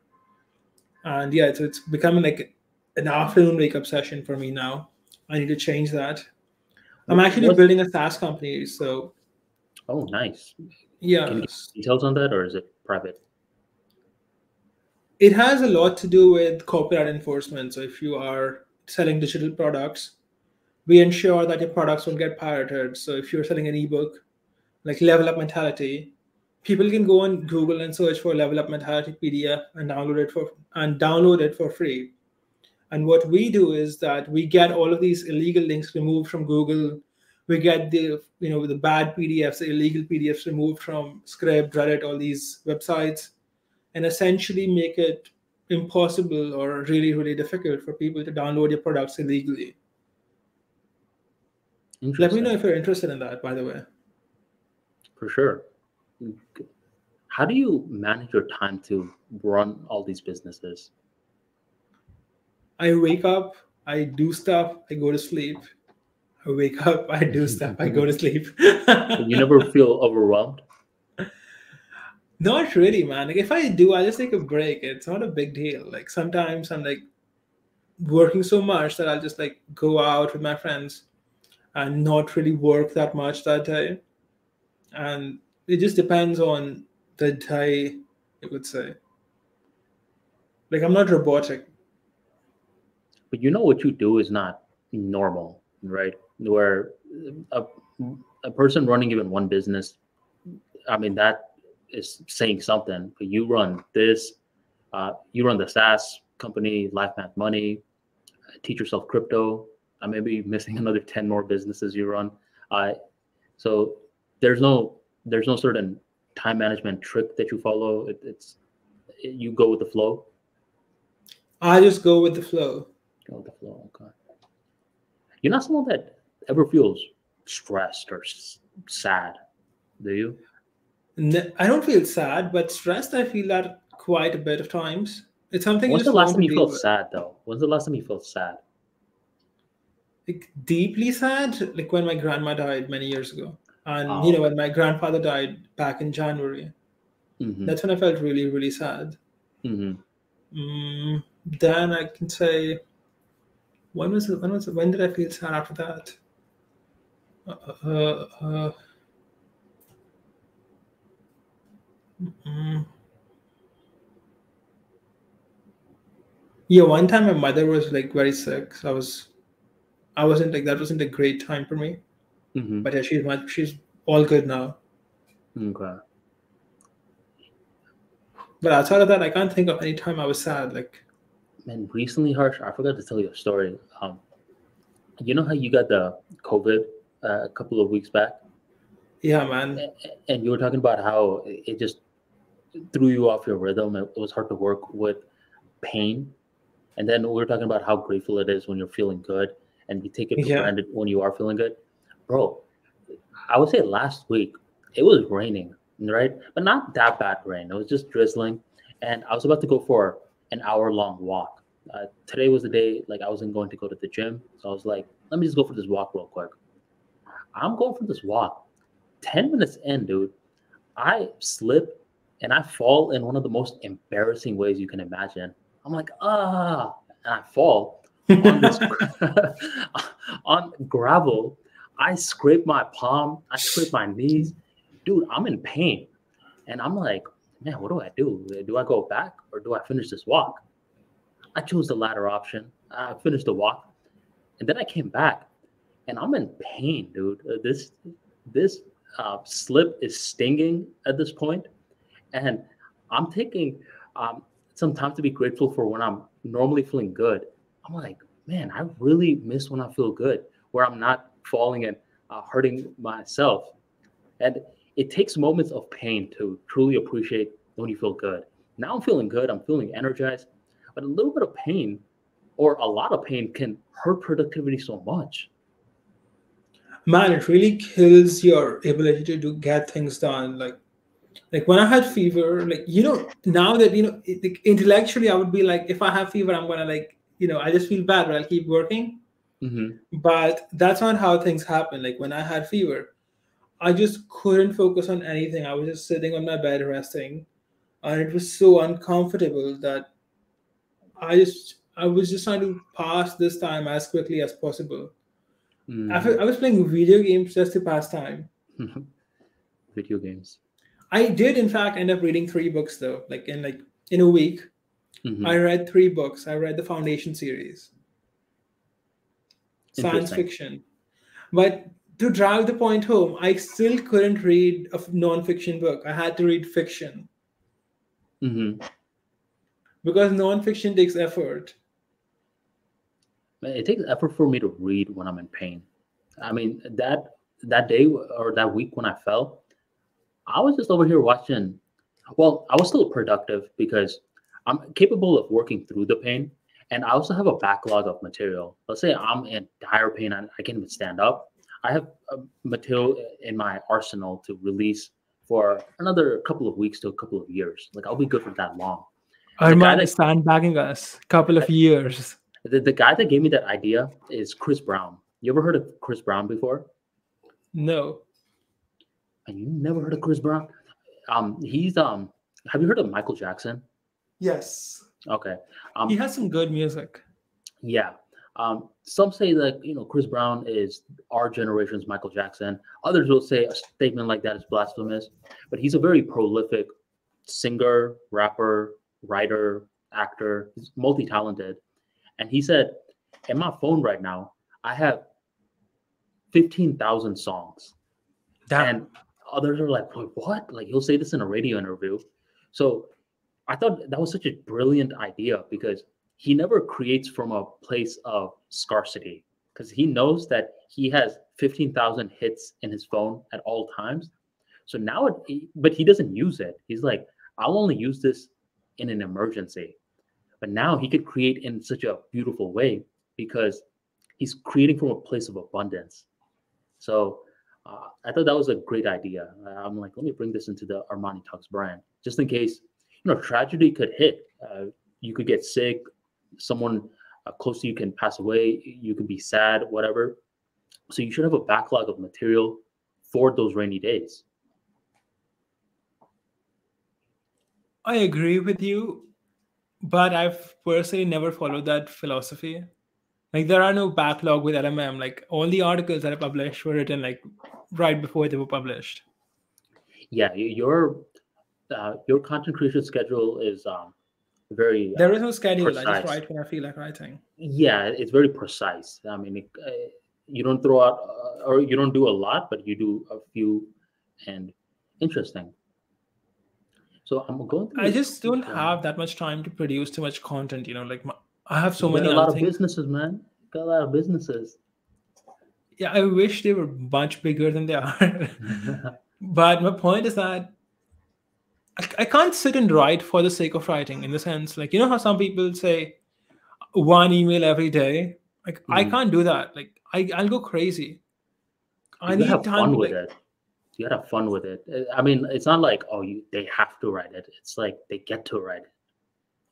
Like for me, I run a daily email newsletter, and it's exciting to me. It's like when someone's playing video games, I'm like, the fuck. Uh, it's like you could write, you could tell a story. Like that's fun. Fun is the cheat code, man. I mean, if you can have fun doing it, it's not work. I get you, but the fact that there's like a schedule on it and you have to write kind of turns it into a job, in my opinion. In It's fact, I was like reached out to by a lot of these writing companies lately, like Substack, wherever, and they wanted to pay me to like join Substack, and they're like, okay, we're gonna pay you, we're gonna get you, like a subscription to these imaging sites like Shutterstock, whatever, and we're gonna get you an editor if you decide to come on, Substack. And the only reason I decided not to do that mhm, was the fact that if I start charging, monthly for writing, then it creates this commitment that I have to write that month. mhm. I have to write something. Otherwise, what am I charging you 10, 5, 10, 20 bucks for? Yes. And that kind of like kills the deal for me. Like I write when I feel like writing and when I have something to say. I'm not going to create something just because today I said I'm going to write a daily newsletter or a weekly newsletter and I'm going to have to write something now. Like that kills the process, and it like kills the drive. It makes it less fun and less useful. And I Let have me done that in the past though. I've written articles just to like stick to a schedule, and those articles are not as good as my natural articles. let me give you a quote, Harsh. When someone else disciplines you, you get resentment. When you discipline yourself, you get empowerment. There's a drug to me when I say I'm going to do it at this date. And when I do it, because I set that deadline, that's a part of the creation process. So I would say that's where we're different on, where for me, like setting that deadline and saying I'm going to do it then, it generates ideas that I never knew was possible. And that's a video game to me. That's something that is enjoyable. I do get your perspective too, where I would say your perspective is more common than my perspective, where it's like, man, nah, I gotta do it when I feel like it. But for me, I mean, that whole element of turning art and mixing it with athleticism, the discipline side, it's a drug to me, man. It's my Grand Theft Auto. Speaking of, Makes sense. which video game did you play? I was playing GTA 5. GTA 5. Do you ever see yourself getting back into video games? Not particularly, man. I didn't like the game as much. It was way more fun when I used to play GTA as a kid. I was Mm-hmm. playing it as an adult, and it wasn't as good. Like it was, firstly, it was too easy. But if it was hard, I would complain about it being too hard and punishing. So I don't think I will get into video games again. However, we never know. I might be 70 playing video games like a dork. Well, some hardcore gamers, they say that gaming is similar to reading a book. Did you ever find that analogy, or do you think that's asinine? It depends on what book. Like, if you are reading something like Harry Potter, then yes, gaming is similar to reading a book. It's essentially an equivalent waste of time. However, it again, there is more nuance. Like, if you are reading to improve your English, like you are not going to improve your English by playing video games, but reading will actually help with that. So there's more nuance, but generally, like for say a native speaker of English, you aren't really gaining anything by reading Harry Potter. The same way you aren't really gaining anything by reading, like, playing a video game. So they're both entertainment, but reading nonfiction and playing video games are completely different things. Hmm. I mean, I would Is- say video games are superior to TV. At least they're more interactive. I don't know about that, man. I would say TV is better for you than video games, because with TV, I mean, it's just a medium, but within it, you could watch interviews, documentaries, No, I mean like watching. I don't mean interviews, documentaries. When I say TV, I mean like sitcoms and things or like that, sitcoms and stuff. like entertainment. Like Hmm. I will say it's You're better to probably right. play video games than to watch TV because video games are at least more fun, and you don't get all the nonsense like LGBT and whatever else in like video games generally. Hmm. Do you ever see them making video One games second, educational? one second. I'm filling up some water and it's Okay. gonna end up in the microphone. Cool. Tell me. Do you ever see them making video games educational? In what way? I mean, isn't there a way? I mean, where let's say you have to solve some puzzles that mentally teach you something. Uh, Maybe the whole storyline is teaching about history, like that hardcore history, a podcast that you listen That would to. be really good. That's a good idea actually. They should do that. They should do that. There's this author called Dan Brown. Have you ever heard of him? He wrote Angels and Demons, Da Vinci I've read Code. Angels and Demons, yes. Good book. A lot of his books, you'll learn a lot of stuff. I mean, he gets a lot of controversy, uh, but if you read his books, you'll like learn about cathedrals and certain popes and certain parts of history, and it's written in a thriller format. So yes, it's a novel, but you're learning a lot about history along the way. Um, The Go ahead. at Disney World, I mean, there's a thing called Epcot where you could go there and you could learn a lot about educational stuff. I'm surprised they haven't done that more with video games. But it's a Video fun game games too. are. It's not boring or anything. It has to be fun. It depends on the game. I will say there are some games which do involve some amount of these things. However, this is not the primary purpose of video games, you know. Hmm. And regarding learning from angels and demons and books like these, you just can't be sure whether what you're learning is true or not. For That's example, true. the entire premise for angels and demons was something like that. You have, like, I don't remember exactly, of course, I read it like 15 years ago or something. Hmm. So it was like there's like a small amount of antimatter and it's going to wipe out the city. The thing Yes. is that that's bullshit, right? Like Hmm. a small amount of antimatter is not going to wipe out a city. It's going to be like a firecracker. So like, just because something was in the book doesn't mean it's right.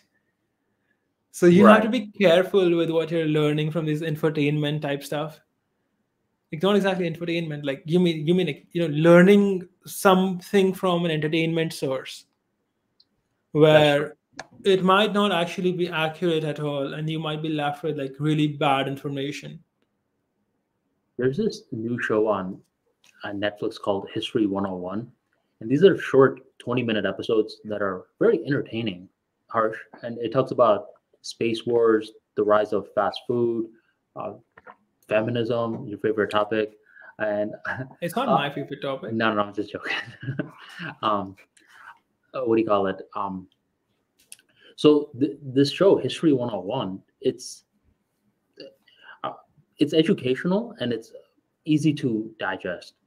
So I wonder if more content like this will be out in the future, edutainment style.